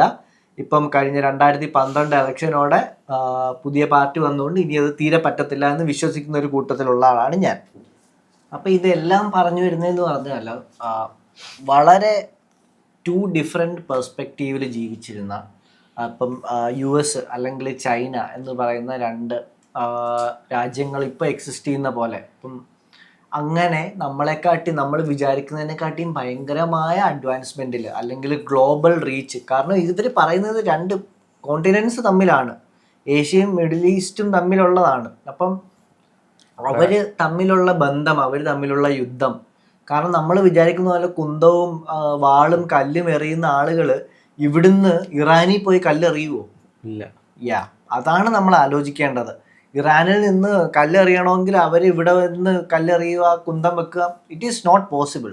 സോ ഇതെല്ലാം പണ്ട് നടന്ന കഥകളാണ്. അവർക്ക് അഡ്വാൻസ്ഡ് വെപ്പനറി ഉണ്ട്, അവർക്ക് അഡ്വാൻസ്ഡ് ട്രാൻസ്പോർട്ടേഷൻ ഉണ്ട്. ഈ ഇന്ധനനും കാര്യങ്ങളും ഒക്കെ ജീവിച്ചിരുന്നു എന്നൊക്കെ പറയുന്നത് ഈ 3000-4000 വർഷങ്ങൾക്ക് മുന്നേ അല്ല, 45,000 അല്ലെങ്കിൽ 20,000 ഇയേഴ്സ് എഗോ ഉള്ള കഥകൾ ഈ 2 കൾച്ചേഴ്സും പറയുന്നു എന്നേ ഉള്ളൂ. നമ്മളെക്കാട്ടി far advanced, very far advanced and most probably wiped out എന്ന് പറഞ്ഞു കഴിഞ്ഞാൽ ഒരു ഗ്ലോബൽ കാറ്റാസ്ട്രോഫി, ഒരു വലിയ റീസെറ്റ് ചെയ്യുന്ന ഫ്ലഡ്, അല്ലെങ്കിൽ ഒരു ന്യൂക്ലിയർ വാർ. കാരണം ന്യൂക്ലിയർ വാറിന്റെ ഒരു തെളിവുകൾ മാത്രം നിരത്തിക്കൊണ്ട് ഞങ്ങളൊരു എപ്പിസോഡ് ചെയ്തിട്ടുണ്ട്, ബ്രഹ്മാസ്ത്ര എന്ന് പറഞ്ഞൊരു എപ്പിസോഡ്. അത് കണ്ടു നോക്കുക. അല്ലെങ്കിൽ ജിയോഗ്രഫിക്കൽ ആയിട്ടുള്ള ഈ എർത്തിന്റെ പ്ലേറ്റിംഗ് ഒക്കെ ചൂടാവും, അങ്ങനെ എന്തോ സംഭവിച്ചില്ലാതായിട്ടുണ്ട്. കാരണം അല്ലെങ്കിൽ ഈ കഥകളെല്ലാം ആ കോണ്ടിനെന്റിലും ഈ കോണ്ടിനെന്റിലും ഒന്നും വരത്തില്ല. അപ്പം അവരുണ്ടായിരുന്നു എന്നുള്ളത് കറക്റ്റാണ്. അപ്പോൾ നമ്മൾ ആലോചിക്കാം, അപ്പം ഇന്ദ്രൻ അവിടെ പോയി അറ്റാക്ക് ചെയ്തു, മനുഷ്യരെ കൊന്നു എന്നൊക്കെ പറയാം. അപ്പം നമ്മളുടെ ദൈവം ശരിയാണോ, നമ്മളുടെ ദൈവം തെറ്റാണോ, അവരുടെ ദൈവമാണോ ശരി, അപ്പം അസുരന്മാരാണോ നല്ലത്, യഥാർത്ഥത്തിൽ ദൈവങ്ങൾ അപ്പോൾ വില്ലനാണോ എന്നൊക്കെ ചോദിക്കുന്നവരോട് എനിക്കൊരു കാര്യം പറയുള്ളൂ.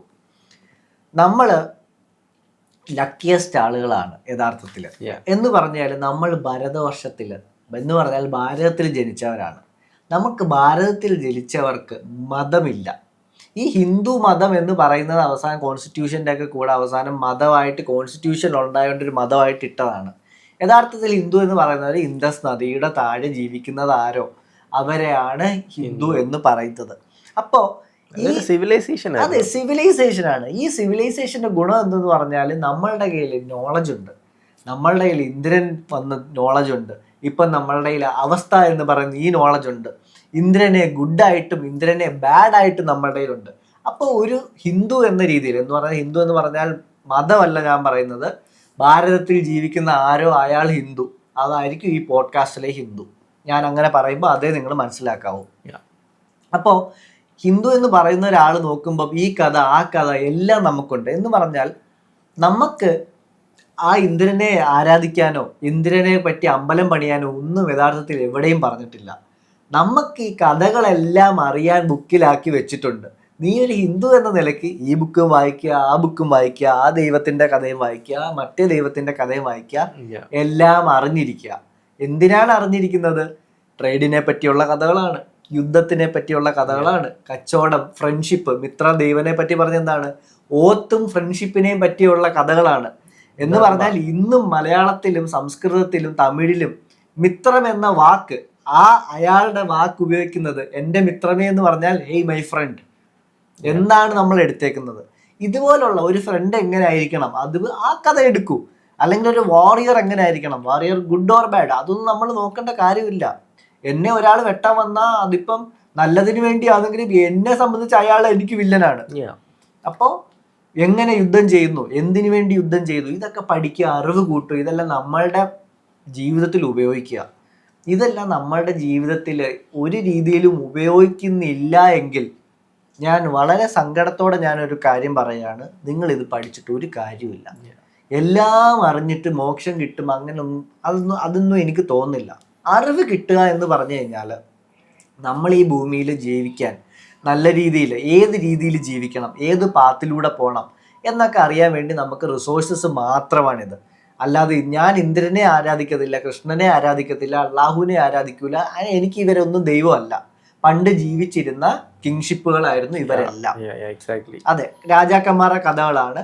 ഞാനൊരു കാർട്ടൂൺ കാണുന്ന പോലെ അല്ലെങ്കിൽ ഒരു സിനിമ കാണുന്ന പോലെ തന്നെയാണ് ഈ ബുക്കുകളും പഠിക്കുന്നത്.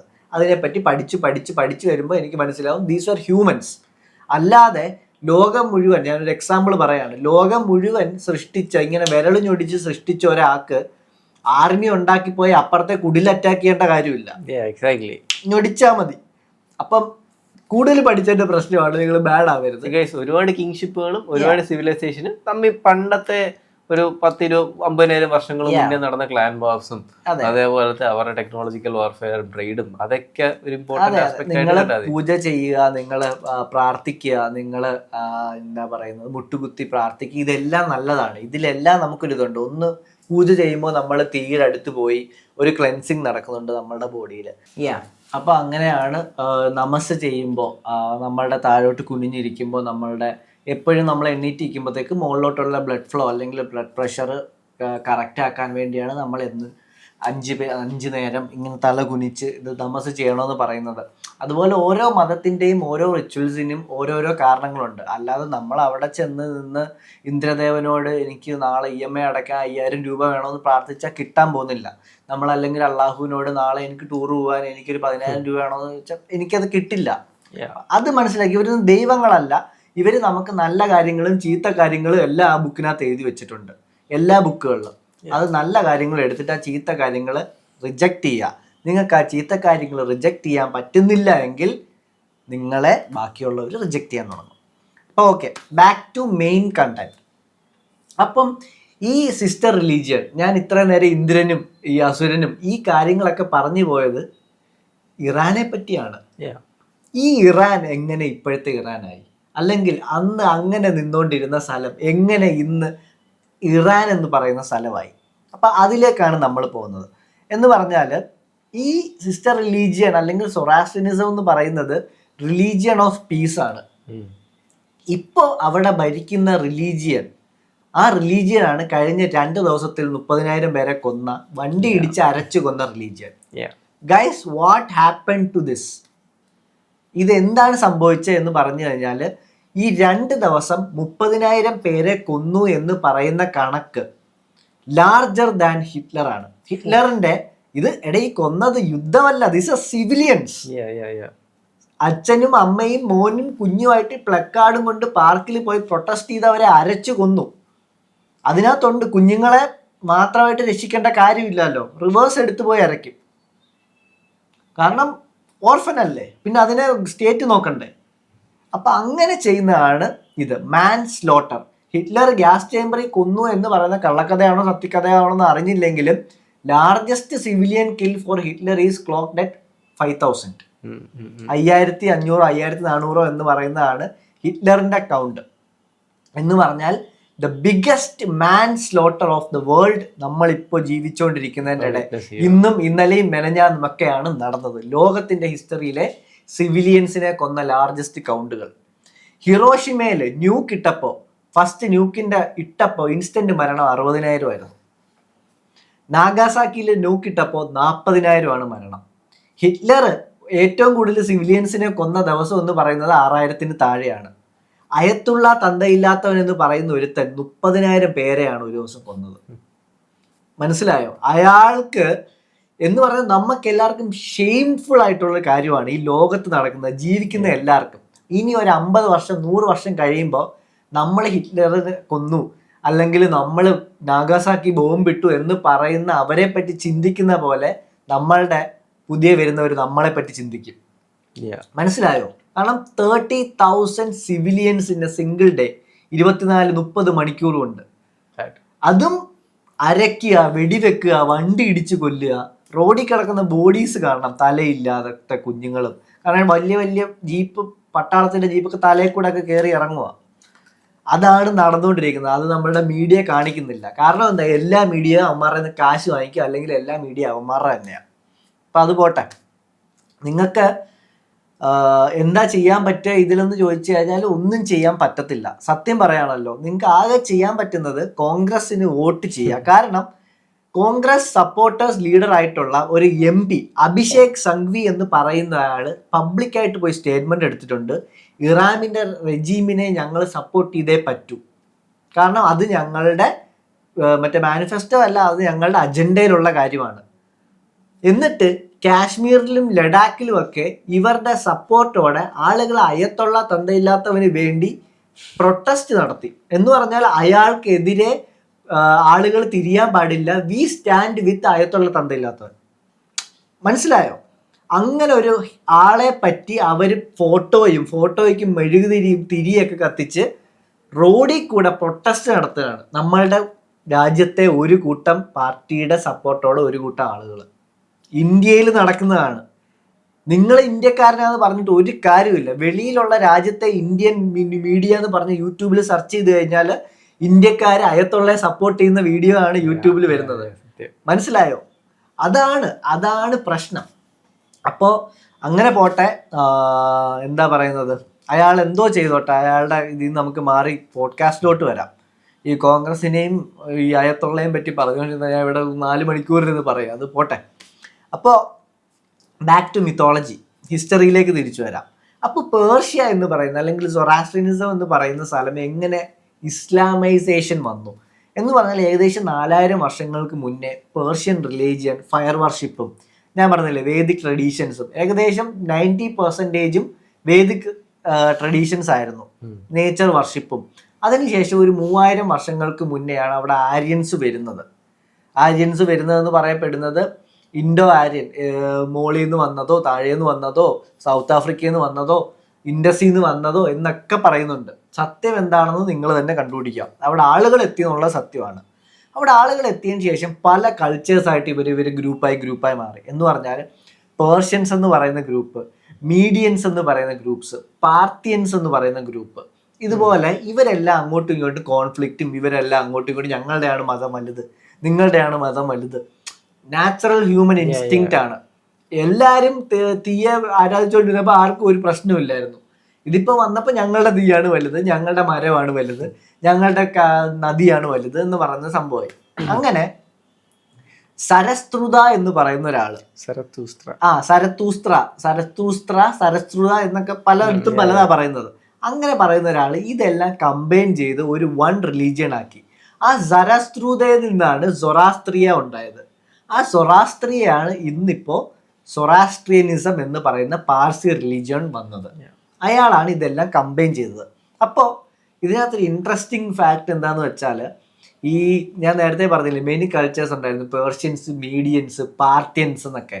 അപ്പം മഹാഭാരതത്തിന് നമ്മളുടെ കൃഷ്ണൻ അർജുനനെയും അർജുൻ്റെ ടീമിനെയൊക്കെ വിളിക്കുന്നത് എന്ത് പറയാം, പാർത്ഥ എന്നാണ്. ഇറ്റ്സ് എ വാറിംഗ് ട്രൈബാണ്, ഭയങ്കര യുദ്ധമാണ്, ഇത് എവിടാ നടക്കുന്നതെന്നൊക്കെ നമ്മൾ കുരുക്ഷേത്രയിലാണ്, ഇറാനിലാണെന്നൊക്കെ പറയുന്നുണ്ട്. പാർത്ഥ എന്ന് പറഞ്ഞുകൊണ്ടാണ് അർജുനെ കൃഷ്ണൻ വിളിക്കുന്നത്. അപ്പോൾ അതൊരു അടുത്ത ഡിബേറ്റിലേക്കുള്ള ടോപ്പിക്കാണ്, അത് നമ്മളിവിടെ പറയുന്നില്ല. പക്ഷെ ഒരു ചെറിയ തോട്ടാണ്, why did Krishnan called Arjunan Parthan? And ഇറാനിൽ പണ്ട് ജീവിച്ചിരുന്ന ഒരു കൂട്ടം ആളുകളും പാർത്തൻസും ഒക്കെ ഉണ്ടായിരുന്നു എന്ന് പറയപ്പെടുന്നു.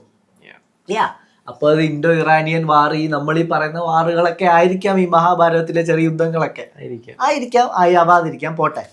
അപ്പോൾ 2500 വർഷങ്ങൾക്ക് മുന്നേ സൈറസ് ദ ഗ്രേറ്റ്, ഇത് ഇച്ചിരി ഹിസ്റ്ററിയാണ് പെട്ടെന്ന് പറഞ്ഞത്. സൈറസ് ദ ഗ്രേറ്റ് എന്ന് പറയുന്ന ഒരാൾ ഭയങ്കര യുദ്ധം നടത്തി ഈ പേർഷ്യൻസിനെയും മീഡിയൻസിനെയും എല്ലാം യുണൈറ്റ് ചെയ്തിട്ട് ആർക്കിമിഡിഡ് എന്ന് പറയുന്ന ഒരു എംപയർ, അതിപ്പോൾ നമ്മൾ പറയുന്ന പേരാണ്, അയാൾ ഉണ്ടാക്കി പറഞ്ഞ പേര് നമ്മളുടെ ഹിസ്റ്ററിയിൽ നിന്ന് ഡിലീറ്റ് ചെയ്തു. യഥാർത്ഥത്തിൽ എന്തോ മഹാഭാരതത്തിലുള്ള പേരാണെന്നൊക്കെ ഞാൻ കേട്ടിട്ടുണ്ട്. പക്ഷെ ഇപ്പം വെസ്റ്റേൺ ഹിസ്റ്ററി ആണല്ലോ നമ്മൾ പഠിക്കുന്നത്. ആർക്കിമിഡിഡ് എംപയർ എന്ന് പറഞ്ഞാൽ 2000 വർഷങ്ങൾക്ക് മുന്നേ സൈറസ് ദ ഗ്രേറ്റ് എന്ന് പറയുന്ന ഒരാൾ വന്നിട്ട് ആർക്കിമിഡിഡ് എംപയർ എന്ന് പറയുന്നൊരു എംപയർ ഉണ്ടാക്കിയിട്ടില്ല. നമ്മളിപ്പം അതിനെ അങ്ങനെയാണ് വിളിക്കുന്നത്. ആ എംപയറിന്റെ പേര് പോലും ഹിസ്റ്ററിയിൽ നിന്ന് മാഞ്ഞു പോയി. ദാറ്റ് മച്ച് നടന്നിട്ടുണ്ട്. അപ്പോൾ ആർക്കിമിഡിഡ് എംപയറിനെ എവിടം വരെ ഉണ്ടായിരുന്നറിയോ?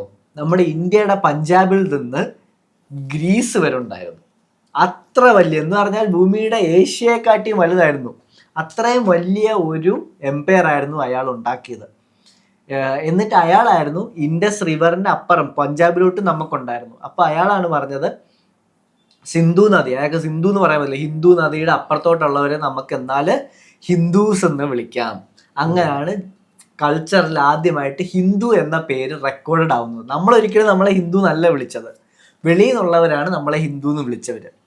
അപ്പോൾ സൈറസിന് ശേഷം ഡാരിയസ് എന്ന് പറയുന്ന ഒരു കിങ് വന്നു. ആ കിങ് വന്നിട്ട് ഭയങ്കര അഡ്വാൻസ്മെന്റ് വന്നു, ഭയങ്കരമായിട്ട് എസ്റ്റാബ്ലിഷ് ചെയ്തു. എന്നിട്ട് വലിയൊരു സിറ്റി പോലെ പെർസിപ്പോളിസ് എന്ന് പറയുന്ന ഒരു സിറ്റി, ആ സിറ്റിയുടെ പേരും ഇപ്പൊ വന്നതാണ്, പണ്ട് അതിന് വേറെ എന്തോ ആണ് പറഞ്ഞത്. ഇപ്പൊ പറയുന്നത് മെട്രോപോളിസ് എന്നൊക്കെ പറയുന്ന പോലെ പെർസിപ്പോളിസ് എന്ന് പറയുന്ന ഒരു സിറ്റി വന്നു, അവരുണ്ടാക്കി. അയാൾ ചെയ്ത കാര്യം എന്ന് വെച്ചാൽ ഇവരെന്തോരം അഡ്വാൻസ് ആണെന്ന് വെച്ചാൽ നൈൽ റിവറിൽ നിന്ന് റെഡ് സീ വരെ പുള്ളി ഒരു കനാലം ഉണ്ടാക്കി. എന്ന് പറഞ്ഞാൽ 140 കിലോമീറ്റർ നീളമുള്ള ബോട്ടുകൾക്ക് സഞ്ചരിക്കാൻ വേണ്ടി 140 കിലോമീറ്റർ ലോങ് കനാൽ.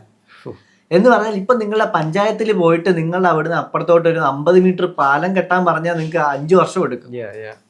മനസ്സിലായോ? അയാൾ 140 കിലോമീറ്റർ ഉള്ള കനാൽ ഉണ്ടാക്കിയ ആളാണ് 2000 വർഷങ്ങൾക്ക് മുന്നേ.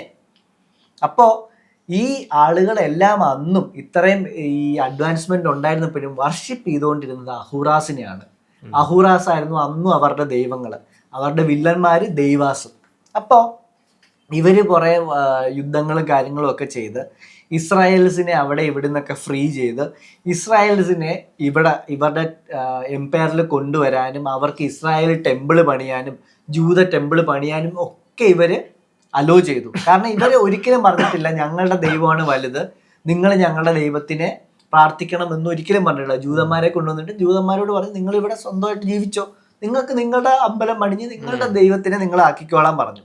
അപ്പോൾ കൺവേർഷൻ എന്ന് പറയുന്ന സാധനം ആ കൾച്ചറിലും ഇല്ലായിരുന്നു. ജസ്റ്റ് ലൈക്ക് ഹിന്ദു മിത്തോളജി, ഹിന്ദുയിസത്തിലും കൺവേർഷൻ ഇല്ല. അപ്പോൾ ഈ ഗ്രീസ് വരെ അങ്ങ് പിടിച്ചു പോയല്ലോ, അതിനുശേഷം ഗ്രീസിൽ നിന്ന് റെബല്യൻ വന്നു തുടങ്ങി. അങ്ങനെ അലക്സാണ്ടർ ദ കില്ലർ എന്ന് പറയുന്ന ഒരാളുണ്ട്. നിങ്ങൾ വേറൊരു പേരിലായിരിക്കും കേട്ടത്, പക്ഷെ അയാൾ അലക്സാണ്ടർ ദ കില്ലറാണ് യഥാർത്ഥത്തിൽ.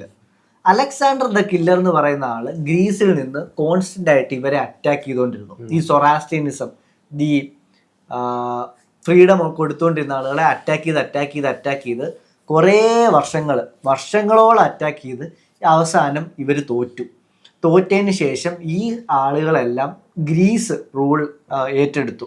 ഗ്രീസ് ഏറ്റെടുത്തിട്ട് അതിൻ്റെ പേര് മാറ്റി സെലയൂയിഡ് എംപയർ എന്ന് പറയുന്ന എംപയറായി ഗ്രീസിന്റെ എംപയറായി മൊത്തം ഈ സൊറാസ്ട്രിയനിസത്തിനെ ഗ്രീസിനെ ഏറ്റെടുത്തു. അങ്ങനെ ഈ ഗ്രീസിനെ പിന്നെ കുറച്ച് യുദ്ധങ്ങൾക്ക് ശേഷം ഒരു 400 വർഷം പാർത്തിയൻ എംപയർ യുദ്ധത്തിന് ശേഷം റൂൾ ചെയ്തു എന്ന് പറയുന്നുണ്ട്. അതിനുശേഷം സൊറാസ്ട്രിയനിസത്തിനെ ഈ ഗ്രീക്ക് ഗോഡിനെ പ്രാർത്ഥിക്കാൻ ഫോഴ്സ് ചെയ്തു. സൊറാസ്ട്രിയൻ ടെമ്പിൾസ് ഒക്കെ ഈ പണിയുന്നത് നിർത്തി ഇവർ സൊറാസ്ട്രിയൻ ടെമ്പിൾസിൽ ഗ്രീക്ക് ഗോഡിന്റെ പ്രതിമകൾ കൊണ്ട് വെക്കാൻ തുടങ്ങി. അങ്ങനെയുള്ള ഓരോരോ കാര്യങ്ങൾ തുടങ്ങി വർഷങ്ങൾ കഴിയുന്തോറും സൊറാസ്ട്രിയനിസത്തിന്റെ ഡോമിനൻസ് കുറഞ്ഞു വന്നു. അങ്ങനെ ഇരുന്ന് പിന്നെ സസാനിയൻ എംപയർ എന്ന് പറയുന്ന ഒരു എംപയർ വന്നിട്ടാണ് ഇത് മൊത്തത്തിൽ ഒരു ചേഞ്ച് കൊണ്ടുവന്നത്. എന്ന് പറഞ്ഞാൽ പ്രോപ്പർ സൊറാസ്ട്രിയൻ സ്ട്രക്ചേഴ്സും അമ്പലങ്ങളും ഈ അവസ്ഥ എന്ന് പറയുന്ന ടെക്സ്റ്റ് ഇല്ലേ, അതൊക്കെ പ്രിന്റ് ചെയ്ത് വേദം പോലെ പ്രിന്റ് ചെയ്ത് കൊടുക്കുന്നത് ആദ്യമായിട്ട് ഈ സസേനിയൻ എംപയർ ആണ്. അന്നേരം സൊറാസ്ട്രിയനിസം റിവൈവ് ചെയ്യാൻ ഭയങ്കരമായിട്ട് നടന്നു. സൊറാസ്ട്രിയനിസം റിവൈവ് ആവുന്നു എന്ന് കണ്ടപ്പോൾ ബിസന്റീൻ എന്ന് പറയുന്ന എംപയർ പിന്നെയും വെസ്റ്റിലോട്ടുള്ള ക്രിസ്ത്യാനിറ്റിയും മുസ്ലിംസും ഒക്കെ പേർസീസും എല്ലാവരും കൂടെ ഉള്ള ബിസന്റീൻ എന്ന് പറയുന്ന എംപയർ ഇവരെ അറ്റാക്ക് ചെയ്യാൻ തുടങ്ങി. സസേനിയൻസിന്റെ മോളിൽ നിന്നും താഴെ നിന്നും വലത്തുനിന്നും ഇടത്തുനിന്നും എല്ലാം അറ്റാക്ക് ചെയ്ത് സസേനിയൻസ് ഈ ബിസന്റീൻസിനെ എല്ലാം പിടിച്ചടക്കി. ബിസന്റീൻസ് ആണ് ഇങ്ങോട്ട് വന്നത്, പക്ഷെ സസേനിയൻസ് അങ്ങോട്ട് പോയി പിടിച്ചടക്കി. ഡിഫെൻഡ് ചെയ്ത് മുന്നോട്ട് പോയി. അവസാനം ഡിഫെൻഡ് ചെയ്ത് ജെറുസലേം വരെ എത്തി. ജെറുസലേമിൽ എത്തിയിട്ട് ഇവരെന്തോ ചെയ്യുന്നറിയാമോ, അവിടുത്തെ ക്രോസ് ഊരിക്കൊണ്ടുവന്ന് ഇവരുടെ ടെമ്പിളിന്റെ അവിടെ വെച്ചു. അത്രയ്ക്ക് മാസ് കാണിച്ചതിന് ശേഷം ബിസന്റീൻ തോക്കാറായപ്പം പറഞ്ഞു വെസ്റ്റും യൂറോപ്പും അവിടെ എല്ലാം വേറെ സ്ഥലങ്ങളുണ്ടല്ലോ, ലോകത്തുള്ള ക്രിസ്ത്യൻ നേഷൻസിനെ എല്ലാം ഇവർ യുണൈറ്റ് ചെയ്തു. കാരണം ക്രോസ് ആണ് ഊരിക്കൊണ്ട് പോയത്. അങ്ങനെ ക്രിസ്ത്യാനിറ്റിയെ കൊല്ലാൻ വേണ്ടിയുള്ള അതാണെന്നൊക്കെ പറഞ്ഞിട്ട് ലോകത്തിലെ എല്ലാ ക്രിസ്ത്യൻസും യുണൈറ്റ് ചെയ്ത് 350 ഡിഗ്രിയിൽ നിന്നും, ഇവിടാണ് ഇതിരിക്കുന്നതെങ്കിൽ ഇവിടം തൊട്ട് ഇവിടം വരെയുള്ള സ്ഥലത്തു നിന്നും അറ്റാക്ക് ചെയ്ത് അവരെ നശിപ്പിച്ച് ഇല്ലാതാക്കി. അങ്ങനെ ഇല്ലാണ്ടായി വന്നു. അവസാനം യുദ്ധം തോറ്റു ഇവര്. എന്നാലും ഫുള്ള് പിടിച്ചടക്കാൻ പറ്റിയിട്ടില്ല. അവസാനം ക്രോസും കാര്യങ്ങളും അവരുടെ ടെറിട്ടറി ഒക്കെ പിടിച്ചടക്കി അവസാനം പണ്ട് എങ്ങനെ ബോർഡർ ഇരുന്നു അതുപോലെ തന്നെ ആയി. പക്ഷെ ഈ വർഷങ്ങൾ ഏകദേശം 30 years ആണ് യുദ്ധം നീണ്ടു നിന്നത്. 30 വർഷം. ഇപ്പൊ റഷ്യ യുക്രൈൻ വാർ 3 years ആയിട്ട് ചെറുതായിട്ട് നടന്നുകൊണ്ടിരിക്കുക. ഇതും വാറല്ല, ഇതും സർജിക്കൽ സ്ട്രൈക്കുകൾ പോലാണ്. അത് യുദ്ധമാണ്. 30 years അങ്ങനെ നടന്നതിന് ശേഷം ഇവർ ഭയങ്കരമായിട്ട് എന്താ പറയുക, നമ്മളുടെ സസേനിയൻ എംപയർ അല്ലെങ്കിൽ സൊറാസ്ട്രിയൻ സ്ഥലം ഭയങ്കരമായിട്ട് പൈസ ഇല്ലാതായി, ഖജനാവെല്ലാം കാലിയായി, ആളുകളെല്ലാം തീർന്നു. അപ്പോഴാണ് ഇതിൻ്റെ താഴെ കുറച്ച് അണ്ണന്മാരിപ്പുണ്ട്. താഴെ ഇരിക്കുന്നതാണ് ദ ഇസ്ലാമിക് റിപ്പബ്ലിക് എന്ന് അന്ന് പറയുന്ന റാഷുദ്ദീൻ ഖിലാഫത്ത് എന്ന് പറയുന്ന ഒരു അണ്ണൻ താഴെ ഇരിപ്പുണ്ട്.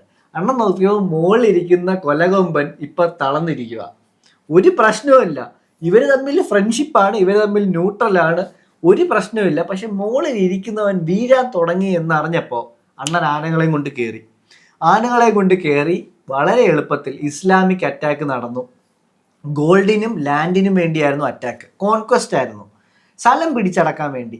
അങ്ങനെ 2 വാറുകൾ നടന്നു. അങ്ങനെ ഏകദേശം 651 AD സസേനിയൻ എംപയറിന്റെ കിങ്ങിനെയും കാര്യങ്ങളെയും എല്ലാം കൊന്ന് സസേനിയൻ എംപയർ നശിക്കപ്പെട്ടു. അതിനുശേഷം ഫുൾ ഇസ്ലാമിക് റൂള്, സൊറാസ്ട്രിയനിസം എന്ന് പറയുന്ന അവിടെ ഫുൾ ഇസ്ലാമിക് റൂള് വന്നു.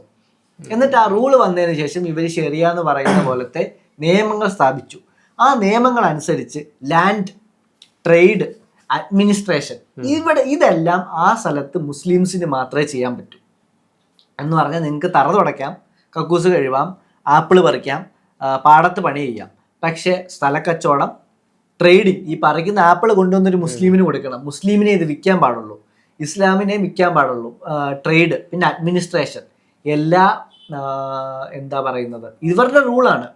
അപ്പോൾ അവരുടെ റൂളിലുള്ള എല്ലാ മന്ത്രിമാരും, ഒഫീഷ്യൽസ്, കളക്ടർ, പോലീസ്, അല്ലെങ്കിൽ ഏത് അഡ്മിനിസ്ട്രേറ്റീവ് ജോലി വേണമെങ്കിലും അയാൾ ഇസ്ലാമായിരിക്കണം. അങ്ങനെ സൊറാസ്ട്രിയനിസം എന്ന് പറയുന്ന സ്ഥലം ഒരു ഇസ്ലാമിക് സ്ഥലമായി മാറുകയും എല്ലാ ഒഫീഷ്യൽസും, എല്ലാ ഹൈ പേയിങ് ജോബും, എല്ലാ ലാൻഡ് ഓണേഴ്സും, എല്ലാ ടാക്സ് ഓണേഴ്സും എല്ലാം ഇസ്ലാമായി മാറി. അതിനുശേഷം ജിസ്യ എന്ന് പറയുന്ന ഒരു സാധനം ഇൻട്രൊഡ്യൂസ് ചെയ്തു. എന്ന് പറഞ്ഞാൽ പാവപ്പെട്ടവർക്ക് റിലീജിയൻ ടാക്സ് എന്ന് പറഞ്ഞാൽ നിനക്ക് നിന്റെ ദൈവത്തിനെ പ്രാർത്ഥിക്കാം, പക്ഷേ നീ ജിസ്യ അള്ളാഹുവിന് കൊടുക്കണം. എന്ന് പറഞ്ഞാൽ നീ ഇന്ന് അമ്പലത്തിൽ പോവുകയാണെങ്കിൽ നീ മാസം എത്ര വട്ടം അമ്പലത്തിൽ പോയി, ആ അമ്പലത്തിൽ പോകുന്നതിന് 5 വട്ടം പോയെങ്കിൽ 500 രൂപ.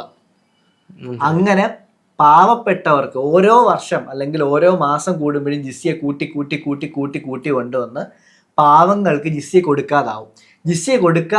ഇസ്ലാമിന് ജിസ്യ കൊടുക്കാതെ അവൻ്റെ നിയമം പ്രാർത്ഥിച്ച ഒറ്റ ശിക്ഷയേ ഉള്ളൂ, കഴുത്ത് വെട്ടി കൊല്ലുക.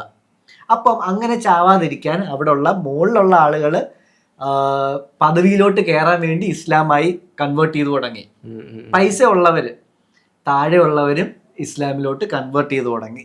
അങ്ങനെ സൊറാസ്ട്രിയനിസം 2 വർഷം മുന്നേ ഇസ്ലാം എന്ന് പറയുന്ന ഒരാൾ പോലും ആ രാജ്യത്തില്ലാത്ത സ്ഥലത്ത് 3-4 വർഷത്തെ യുദ്ധത്തിന് ശേഷം 5 വർഷം കഴിഞ്ഞപ്പോൾ around 70 to 75% were converted into Muslims by force and by death trap. അങ്ങനെ ഇസ്ലാമായി. അത് കഴിഞ്ഞ് മോസ്കുകൾ ബിൽഡ് ചെയ്തു. ചെയ്യുമ്പോൾ ഇവർക്കൊരു പ്രത്യേക രീതിയുണ്ട്. എന്ന് പറഞ്ഞാൽ അമ്പലങ്ങൾ, അന്നത്തെ ഫയർ ടെമ്പിൾസ് പൊളിച്ചിട്ട് അതിൻ്റെ മണ്ടയിലാണ് മോസ്ക് വെക്കുന്നത്. അവർ അപ്പുറത്ത് പുതിയത് വെക്കത്തില്ല, അല്ലെങ്കിൽ 5 സെക്കൻഡ് വാങ്ങിച്ചിട്ട് വെക്കത്തില്ല. നോ, ഫയർ ടെമ്പിൾസ് അല്ലെങ്കിൽ വേറെ ഏത് ടെമ്പിൾസ് ഉണ്ടോ അത് കൊണ്ടുപോയി ഡെമോളിഷ് ചെയ്തിട്ട് അതിൻ്റെ മണ്ടയിൽ സ്ട്രക്ചർ പണിഞ്ഞ് മോസ്ക് വെക്കും, 1000 കണക്കിന്. അങ്ങനെ ഫയർ വർഷിപ്പ് ബാൻ ചെയ്തു. ഫയർ വർഷിപ്പ് നടത്തുന്ന ആൾക്ക് വധശിക്ഷ, കഴുത്തിന് പുറകിൽ വെട്ടിക്കൊല്ലാൻ പറഞ്ഞു. അങ്ങനെ റിമൈനിങ് സൊറാസ്ട്രിയൻസ് കടൽ വഴി ഗുജറാത്തിലോട്ട് എസ്കേപ്പ് ചെയ്യുവാണ്. അങ്ങനെ ഗുജറാത്തിലോട്ട് വന്നപ്പോൾ നമ്മുടെ മൗര്യൻ എംപയർ ആണ് ഏകദേശം അവിടെ ഉള്ളത്. മൗര്യൻ കിങ്സ് അവരെ റെഫ്യൂജായിട്ട് എടുക്കുകയും അവരോട് എന്താ വേണ്ടുന്നതെന്നൊക്കെ ചോദിച്ചപ്പം ഇവർ പറഞ്ഞു, ഞങ്ങൾ വേറെ റിലീജിയനിൽ നിന്ന് വരുന്നതാണ്, ഞങ്ങളുടെ രാജ്യം ഞങ്ങൾക്ക് നഷ്ടപ്പെട്ടു, ഇവിടെ നിങ്ങൾ ഞങ്ങൾക്ക് റെഫ്യൂജ് തരണം, നിങ്ങൾക്ക് വേറെ പോകാനൊന്നും ഇല്ല എന്ന് പറഞ്ഞപ്പം അയാളാണ് പറഞ്ഞത്, ഫേമസ് ഒരു വാക്കുണ്ട്, ഒരു ഗ്ലാസ് പാലെടുത്തു, ഇതാണ് ഭാരതം, എന്നിട്ട് കുറച്ച് ഷുഗർ എടുത്തു, ഇതാണ് പാർസീസ്, എന്നിട്ട് ഈ പാലിനകത്ത് പഞ്ചസാര ഇട്ട് കലക്കിയിട്ട് രാജാവിന് കൊടുത്തിട്ട് പറഞ്ഞു, ഇതായിരിക്കും ഇനി നമ്മളുടെ ഒന്നിപ്പ്. എന്ന് പറഞ്ഞാൽ you and I are different but we both complement each other. ഞാനും നീയും വളരെ ടേസ്റ്റ് ഉള്ള രണ്ട് സാധനങ്ങളാണ്, പക്ഷെ നമ്മൾ ഒന്നിച്ചാൽ അതിലും സ്നേഹം ഉണ്ടെന്ന് പറയുന്നത് പോലെയാണ് നമ്മളുടെ പാഴ്സി ആളുകൾ. നമ്മളുടെ ഫാദർ ഓഫ് അറ്റോമിക് റിസർച്ച് അയാൾ ഇതാണ് നമ്മളുടെ ഇന്ത്യൻ നേവിയുടെ ആർമിയുടെ ചീഫ് പാർസിയാണ്. നമ്മളുടെ എല്ലാ വലിയ പോസ്റ്റ് രത്തൻ ടാറ്റ പാർസിയാണ്. ഗോദറജിന്റെ ടാറ്റ ഇതിന്റെ ഓണറാണ്. രത്തൻ ടാറ്റ പാർസി ഫാമിലിയാണ്. ഗോദറജിന്റെ ഫാമിലി പാർസി ഫാമിലിയാണ്. എന്ന് പറഞ്ഞാൽ അവർ ഇതെല്ലാം ചെയ്തെങ്കിലും ഇന്നും ഞാൻ നിന്നോട് വെറുതെ ഒരു ചോദ്യം ചോട്ടെ, one of the most loyal and patriotic company in India ഏതാ? Yes, it's a Parsi company. മനസ്സിലായോ? അതുപോലെയാണ് അവര് നമ്മളുടെ രാജ്യത്തിനെ നോക്കിക്കൊണ്ടിരിക്കുന്നത്. അപ്പോ പേർഷ്യയിൽ ഇതൊക്കെ പറയുമ്പോഴും ഇതൊക്കെ ഇന്ത്യയിൽ നന്നായി ജീവിക്കുമ്പോൾ പേർഷ്യയിൽ നടക്കുന്നതെന്ന് പറഞ്ഞാൽ വളരെ ബാഡ് കണ്ടീഷനായി. എന്ന് പറഞ്ഞാൽ മതത്തിന്റെ പേരിൽ എന്നും കൊല്ലല. ആളുകൾ വീട്ടിലൊക്കെ പാവം മക്കളോട് പറയും, മോനെ നമ്മളുടെ മുതുമുത്തച്ഛ ഇന്ദ്രൻ ഉണ്ടെന്നൊക്കെ പറഞ്ഞ് ഇവ സ്കൂളിൽ പോയി പറഞ്ഞു കഴിഞ്ഞാൽ കൊച്ചിനെയും കൊല്ലും, അച്ഛനെയും കൊല്ലും, അമ്മയും കൊല്ലും, എല്ലാവരെയും കൊല്ലും. കാരണം ആ വാക്ക് പാടില്ല. അങ്ങനെ 1923 വരെ അങ്ങനെ ആയിരുന്നു. അതിനുശേഷം റസ ഷാ പഹ്ലാവി എന്ന് പറയുന്ന ഒരാള് വന്ന് എടുത്തു. നമ്മുടെ ഹിറ്റ്ലർ വന്ന പോലെ ആയിരുന്നു പുള്ളി. മറ്റേ ഈ ടൈപ്പാ, ഫുൾ പാർസി, സൊറാസ്ട്രിയനിസം ആണ്, എൻ്റെ അച്ഛൻ സൊറാസ്ട്രിയനാണ്, ഞാൻ ആര്യനാണ് എന്നും പറഞ്ഞുകൊണ്ട് വന്ന ആളാണ്. വെസ്റ്റ് ഇസ്ലാമിൻ്റെ കൂടെ ചേർന്ന് CIA കാര്യങ്ങളും എല്ലാം കൂടെ ഒരുമിച്ച് ഇയാളെ ഓവർത്രോ ചെയ്ത് കൊന്നിട്ട് ഇസ്ലാമിക് റെവല്യൂഷൻ ഓഫ് ഇറാൻ എന്ന് പറയുന്ന 1979 ലോകത്തിൽ നടന്ന ഏറ്റവും വലിയ റെവല്യൂഷനിലൊന്നാണ്. ഏറ്റവും കൂടുതൽ പേര് മരിച്ച ദിവസങ്ങളിലൊന്നാണ് വന്നു. ഇസ്ലാമിക് റെവല്യൂഷൻ ഓഫ് ഇറാൻ എന്ന് പറയുന്ന 1971 ഈ റെവല്യൂഷൻ നടന്നു.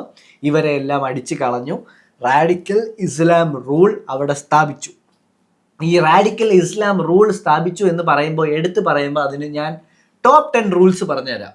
ഈ top 10 Islamic rules in Iran till today, ഏകദേശം 50 വർഷം മുന്നേ സ്ഥാപിച്ചാണ് ടിൽ ടുഡേ ഉള്ളത്. Number 1, mandatory burqa. നീ ഹിന്ദു ആയിക്കോട്ടെ, നീ ക്രിസ്ത്യാനി ആയിക്കോട്ടെ, നീ മൈനർ ആയിക്കോട്ടെ, മേജർ ആയിക്കോട്ടെ, അമ്മൂമ്മ ആയിക്കോട്ടെ, കുഞ്ഞായിക്കോട്ടെ, ബുർക്ക ഇടാതെ നിനക്ക് റോഡിൽ ഇറങ്ങാൻ പറ്റത്തില്ല.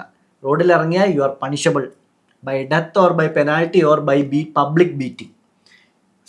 സെക്കൻഡ് റൂൾ, കല്ലെറിഞ്ഞു അങ്ങനെയുള്ള കാര്യങ്ങളൊക്കെ ഉണ്ട്. Second rule, morality police for woman എന്ന് പറഞ്ഞാൽ എല്ലാ ആണുങ്ങളും അവിടുത്തെ തോക്കും കാര്യങ്ങളും ഒക്കെ കൊണ്ട് റോഡിൽ കൂടെ നടക്കും. എന്ന് പറഞ്ഞാൽ പെണ്ണുങ്ങൾ ഡ്രസ്സ് ചെയ്തിട്ടുണ്ടോ, പെണ്ണുങ്ങളുടെ പുരികം കാണുന്നുണ്ടോ, പുരികമൊക്കെ കാണുന്ന സീനാണ് മച്ചാനെ. ഐലാഷസ് വരെ കാണുന്നത് മറയ്ക്കാനുള്ള ടെക്നോളജി അവർ കണ്ടുപിടിച്ചുകൊണ്ടിരിക്കുകയാണ്, പുതിയ ഡ്രസ്സ്. മനസ്സിലായോ? മുടി കാണിച്ചൂടാ, കൈ കാണിച്ചൂടാ, നഖം കണ്ടുകൂടാ, കാല് കണ്ടുകൂടാ, ഒന്നും ഒരു മനുഷ്യനെ ഉണ്ടാക്കി വിട്ടിട്ട് ദൈവം ഒരു മനുഷ്യനെ ഉണ്ടാക്കിയിട്ടിട്ട് ആ ദൈവം തന്നെ പറയാണ് ഇതൊന്നും വെളിയിൽ കാണിച്ചുകൂടാന്ന്. ഒന്നെങ്കിൽ ആ ദൈവത്തിന് എന്തെങ്കിലും പ്രശ്നമുണ്ട്, അങ്ങനെ അല്ലെങ്കിൽ ആ ദൈവം അല്ല. അതുപോലെ അതാണ് രണ്ടാമത്തെ റൂൾ. ഇനി മൂന്നാമത്തെ rule, sex segregation in public എന്ന് പറഞ്ഞു കഴിഞ്ഞാൽ പാർക്കിൽ പോയി കഴിഞ്ഞാൽ ആണുങ്ങൾക്കും കുട്ടികൾക്കും എൻജോയ് ചെയ്യാൻ ഒരു സ്ഥലവും പെണ്ണുങ്ങൾക്ക് പുറകിലൊരു സ്ഥലവും. അസംബ്ലീസിന് പോയാലും സെയിം, ഓഫീസുകളിൽ പോയാലും സെയിം. എന്ന് പറഞ്ഞാൽ ആണുങ്ങൾക്ക് സ്ഥലമുണ്ട്, പെണ്ണുങ്ങൾക്ക് പുറകിലേ ഇരിക്കാൻ പറ്റൂ. കാരണം പെണ്ണുങ്ങൾക്ക് മുന്നിൽ ഇരുന്നിട്ട് കാര്യമില്ല. ഇത് ഞാൻ പറയുന്നതല്ല, ഇസ്ലാമിക് റൂൾ ഇൻ ഇറാൻ പറയുന്നതാണ്, ഷെറിയ ലോയിമം പറയുന്നതാണ്. അത് കഴിഞ്ഞിട്ട് നോ ഫ്രീഡം ടു പ്രൊട്ടസ്റ്റ്. നിനക്ക് പ്രൊട്ടസ്റ്റ് ചെയ്യാൻ ഷെറിയയിൽ നിയമം തന്നിട്ടില്ല. അള്ളാഹുവിനെതിരെ യു കനോട്ട് പ്രൊട്ടസ്റ്റ്. അടുത്തത് ഡിസ്ക്രിമിനേറ്ററി ലോ ഫോർ വുമൺ എന്ന് പറഞ്ഞാൽ മാരേജിലായാലും പ്രോപ്പർട്ടിയിലായാലും അച്ഛന മക്കൾക്ക് കൊടുക്കത്തില്ലേ ടാക്സ് കാര്യങ്ങൾ, ഇതിലൊന്നും വുമണിന് ഡിസ്ക്രിമിനേഷൻ ആണ്. എന്ന് പറഞ്ഞാൽ അച്ഛന് 1 കോടി രൂപയുണ്ട്, അച്ഛൻ്റെ ബില്ല് എഴുതുമ്പോൾ മകൻ 80 ലക്ഷവും പെണ്ണിന് 20 ലക്ഷമേ കൊടുക്കാൻ പറ്റൂ. It is A rule. മനസ്സിലായോ? ഇക്വാളിറ്റി ഒക്കെ നമ്മൾ ഇവിടെ കിടന്ന് പറയും, അവിടോട്ട് കിടന്ന് പറഞ്ഞാൽ തലവെട്ടിക്കളയും. പൊളിറ്റിക്സിലോ സ്പോർട്സിലോ എന്റർടൈൻമെന്റിലോ പിന്നെ അവർക്ക് എൻട്രിയെ കൊടുത്തിട്ടില്ല, അതുകൊണ്ട് പിന്നെ അവിടെ പോലീസിന്റെ കാര്യമില്ല. അതുപോലെ തന്നെ നോ റിലേഷൻഷിപ്പ് ഫ്രീഡം. ഭർത്താവ് അല്ലെങ്കിൽ അച്ഛൻ അല്ലെങ്കിൽ ആങ്ങള പറയുന്നവരോട് മാത്രമേ പെണ്ണിന് മേറ്റ് ചെയ്യാൻ പറ്റൂ. പ്രേമം, കല്യാണം, ഒളിച്ചോട്ടം, ലിവിങ് ടുഗദർ, വർക്കിംഗ് ടുഗദർ ഒന്നുമില്ല. മനസ്സിലായോ? You are basically sold. അതാണ് അവിടെ വന്ന ദ ഫ്രീഡം എന്ന് പറയുന്ന ഇസ്ലാമിക് റെവല്യൂഷൻ വന്ന് ഉണ്ടാക്കിയ നിയമം. പീസ്ഫുൾ ആയിട്ട് ലിവിങ് ചെയ്യുന്നതാണ് ഇവരുടെ അല്ലെങ്കിൽ ഇവിടെ വന്ന് തുടങ്ങിയെന്ന് പറഞ്ഞാൽ മുസ്ലിംസ് അവിടെ വന്നതിന് ശേഷം പീസ്ഫുൾ ആയിട്ട് ലിവിങ് തുടങ്ങി. അതിനുശേഷം ഇറാനിലെ കാര്യമാണ് പറയുന്നത്. അഡ്മിനിസ്ട്രേഷനിലോട്ട് കൈകടത്തി, പൊളിറ്റിക്സിലോട്ട് കൈകടത്തി, എല്ലാ മണി മാറ്റേഴ്സിലും ആ രാജ്യത്തിലെ എല്ലാ ബിസിനസ്സും കൈയടത്തി, എല്ലാം ടേക്ക് ഓവർ ചെയ്തു. എന്നിട്ട് ആ കൺട്രിയിൽ ശരിയ നിയമം കൊണ്ടുവന്ന് ഇസ്ലാമിക് കൺട്രി ആയിട്ട് മാറ്റുകയാണ് ചെയ്യുന്നത്. അതാണ് ഇറാനിൽ ചെയ്തത്. അപ്പോൾ നമ്മൾ നോക്കുമ്പോൾ ഇതൊരു സ്റ്റഡി മെറ്റീരിയലായിട്ട് എടുത്തു നോക്കുമ്പം ഇതിനകത്തൊരു പ്രശ്നമുണ്ട്. ഇതേപോലെ ഇറാൻ്റെ കഥ മാത്രമേ നമ്മൾ കേട്ടിട്ടുള്ളൂ. ഇനി വേറെ കുറച്ച് രാജ്യങ്ങളുടെ പേര് പറയാം. Turkey, Iran, Lebanon, Iraq, Indonesia, Bangladesh. ഈ പറയുന്ന രാജ്യങ്ങൾ മുഴുവൻ ഒരു മുസ്ലിം പോലും 7th സെഞ്ച്വറിയിൽ ജീവിച്ചിരുന്ന രാജ്യമല്ല. Not even one Muslim. 7th സെഞ്ച്വറിയിൽ പോയിട്ട് മുസ്ലിം എന്തോന്ന് ചോദിച്ചു കഴിഞ്ഞാൽ ആ രാജ്യത്തിലെ ആളുകൾക്ക് അറിയത്തില്ല. These are all Muslim countries now. Around 90% അവിടെ ജീവിക്കുന്ന ആളുകൾ മുസ്ലിംസ് ആണ്. ഇതാണ് ക്യാപ്ചർ പൊളിറ്റിക്സ് എന്ന് ഞാൻ പറയുന്ന വാക്കല്ല, വലിയ വെസ്റ്റേൺ ആളുകൾ പറയുന്നതാണ്. പൊളിറ്റിക്സ് വെച്ച് രാജ്യങ്ങൾ ക്യാപ്ചർ ചെയ്യുന്ന. പണ്ട് യുദ്ധവും വാളും ബോംബും ഒക്കെ ആയിരുന്നു. ഇപ്പം പൊളിറ്റിക്സ് വെച്ചാണ് രാജ്യങ്ങൾ ക്യാപ്ചർ ചെയ്യുന്നത്. നീ കേട്ട് കാണും, എന്താണെന്ന് അറിയത്തില്ലായിരിക്കും. കോൺസ്റ്റാന്റിനോപ്പിൾ എന്നൊക്കെ പറയുന്നത് കേട്ടിട്ടുണ്ടോ? ദ ഗ്രേറ്റ് സിറ്റി ഓഫ് അരിസ്റ്റോട്ടിലോ അങ്ങനെ എന്തോ പറയുന്നത്. കോൺസ്റ്റാന്റിനോപ്പിൾ എന്ന് പറയുന്ന സ്ഥലം ഇപ്പോഴത്തെ പേരെന്ന് പറയാമോ? ഇസ്താൻബുൾ എന്നാണ്. മനസ്സിലായോ? ടർക്കിയുടെ ഒരു സ്ഥലമാണ്, ക്യാപിറ്റൽ ആണെന്ന് തോന്നുന്നു, ഇസ്താൻബുൾ ആണ്. അപ്പോൾ 7th സെഞ്ച്വറിക്ക് മുന്നേ, 7th സെഞ്ച്വറി ആകുമ്പോൾ ലോകത്ത് 1 ഇസ്ലാം കൺട്രി മാത്രമേ ഉണ്ടായിരുന്നുള്ളൂ. അറേബ്യ എന്ന് പറയുന്ന അറേബ്യൻ പെനിൻസുലയിലുള്ള അറേബ്യ എന്ന് തന്നെയാണ് അവരെ വിളിച്ചിരുന്നത്. അപ്പോൾ ഇപ്പോൾ 2025 2026 57 ഇസ്ലാമിക് കൺട്രീസ് ആണ് ഉള്ളത്. ആ 57 ഇസ്ലാമിക് കൺട്രീസ് വന്നതിലല്ല പ്രശ്നം. ഇവർ വന്നു കഴിഞ്ഞാൽ ആ രാജ്യത്തെ ഓൾഡായിട്ടുള്ള കൾച്ചർ ഇല്ലാതാക്കും. ഇൻഡിജീനിയസ് കൾച്ചർ ഇല്ലാതാക്കും എന്ന് പറഞ്ഞാൽ, ഇപ്പോൾ ഞാൻ ഇറാൻ്റെ കഥ പറഞ്ഞില്ലേ, ഈ 57 ഒരെണ്ണം മാത്രമാണ് ഇറാൻ. ബാക്കി 56 കഥകളിൽ പല പല രാജ്യങ്ങളിൽ ഈ സൊറാസ്ട്രിയനിസം, വേദിക് കൾച്ചർ, അതുപോലെ പല പല കൾച്ചേഴ്സ് ഉണ്ടായിരുന്നു. ആ കൾച്ചേഴ്സിൻ്റെ ഒന്നും പേര് പോലും നമുക്കറിയത്തില്ല. 66 കൾച്ചേഴ്സിൻ്റെ പേര് മാഞ്ഞുപോയി. അതിനകത്ത് ഒരെണ്ണം ഇപ്പം ഇത്രയും വലിയ പ്രശ്നം വന്നുകൊണ്ടാണ് സൊറാസ്ട്രിയനിസത്തിനെ പറ്റിയും കാര്യങ്ങളൊക്കെ പറ്റി നമ്മൾ ഡിസ്കസ് ചെയ്യുന്നത്. ബാക്കി 56 കൺട്രീസിൻ്റെ കാര്യം ഡിസ്കസ് ചെയ്യാനുള്ള സോഴ്സ് പോലും നമുക്കില്ല, നമുക്ക് അറിവില്ല. 50 മിത്തോളജീസ് നമുക്ക് ലോസ് ആയത്, മനസ്സിലായോ? അതുപോലെ ഉടനെ ഒരു ലോസ് ആയിട്ട് വരാൻ പോകുന്നതാണ് ദ വേദിക് കൾച്ചർ. കാരണം ഇസ്ലാം ഈസ് എ ബ്യൂട്ടിഫുൾ, എന്താ പറയുന്നത്, പല കാര്യങ്ങൾ വെച്ച് നോക്കുമ്പോഴും ബ്യൂട്ടിഫുൾ ആയിട്ടുള്ള കാര്യങ്ങളുള്ള ഒരു മതമാണ്. പക്ഷെ ഒരേ ഒരു പ്രശ്നം എന്ന് പറഞ്ഞാൽ it is a not compatible ആയിട്ടുള്ളൊരു മതമല്ല. ഒരിക്കലും വേറൊരു അക്കോമഡേറ്റീവ്. അതെ, അക്കോമഡേറ്റ് എന്ന് പറഞ്ഞു കഴിഞ്ഞാൽ, എനിക്കിവിടെ ഒരു വീടുണ്ടെങ്കിൽ എൻ്റെ നെയ്ബർ മുസ്ലിം ആയാൽ വളരെ നല്ലതാണ്. പക്ഷേ ഒരു വീട്ടിൽ 2 പേർക്കും ചെയ്യാൻ പറ്റത്തില്ല. കാരണം ഹിന്ദു എന്ന് പറയുന്ന ഒരാളുടെ വേദിക് നോളജ് എന്ന് പറഞ്ഞാൽ അതിഥി ദേവോഭവ എന്ന് പറഞ്ഞാൽ വരുന്നവനെ കൈകൂപ്പി സ്വീകരിക്കുക എന്നാണ് എവിടെ ചെന്നാലും, ആര് വന്നാലും. പക്ഷേ ഇസ്ലാമിൻ്റെ ശരിയ ലോ അനുസരിച്ച്, അവരുടെ ലോ ആണ് ഞാൻ പറയുന്നത്, ഇത് ഇസ്ലാമോഫോബിയ അല്ല, അവരുടെ ബുക്കിൽ എഴുതി വെച്ചേക്കുന്ന കാര്യമാണ്. നിങ്ങൾ താമസിക്കുന്ന സ്ഥലം അല്ലെങ്കിൽ നിങ്ങൾ കയ്യേറുന്ന സ്ഥലം അല്ലെങ്കിൽ നിങ്ങളുടെ സ്ഥലത്ത് അവിടെ ശരിയ നിയമം മാത്രമേ പാടുള്ളൂ. മനസ്സിലായോ? നിങ്ങളെ കൺവേർട്ട് ചെയ്യാനാണ്, അതിനൊരു പേരുണ്ട്, ജിഹാദ് എന്നാണ് പറയുന്നത്. എന്ന് പറഞ്ഞാൽ ഇസ്ലാം സ്പ്രെഡ് ചെയ്യുക എന്നാണ് അവരുടെ ബുക്കിൽ പറഞ്ഞേക്കുന്നത്. അപ്പോൾ അങ്ങനെ സ്പ്രെഡ് ചെയ്ത് കഴിഞ്ഞാൽ ബാക്കിയുള്ള സ്ഥലങ്ങൾ നശിക്കപ്പെടും എന്നുള്ള ഇപ്പമുള്ള ഇസ്ലാമിസ്റ്റുകൾ അല്ലെങ്കിൽ മുസ്ലിങ്ങൾ മനസ്സിലാക്കി വരുന്നു. പക്ഷെ പണ്ട് അങ്ങനെ അല്ലായിരുന്നു, അവർ കോൺകസ്റ്റ് ആയിരുന്നു. അപ്പോൾ അങ്ങനെയുള്ള മാറ്റങ്ങൾ വരട്ടെ, കൂടുതൽ മാറ്റങ്ങൾ വരട്ടെ.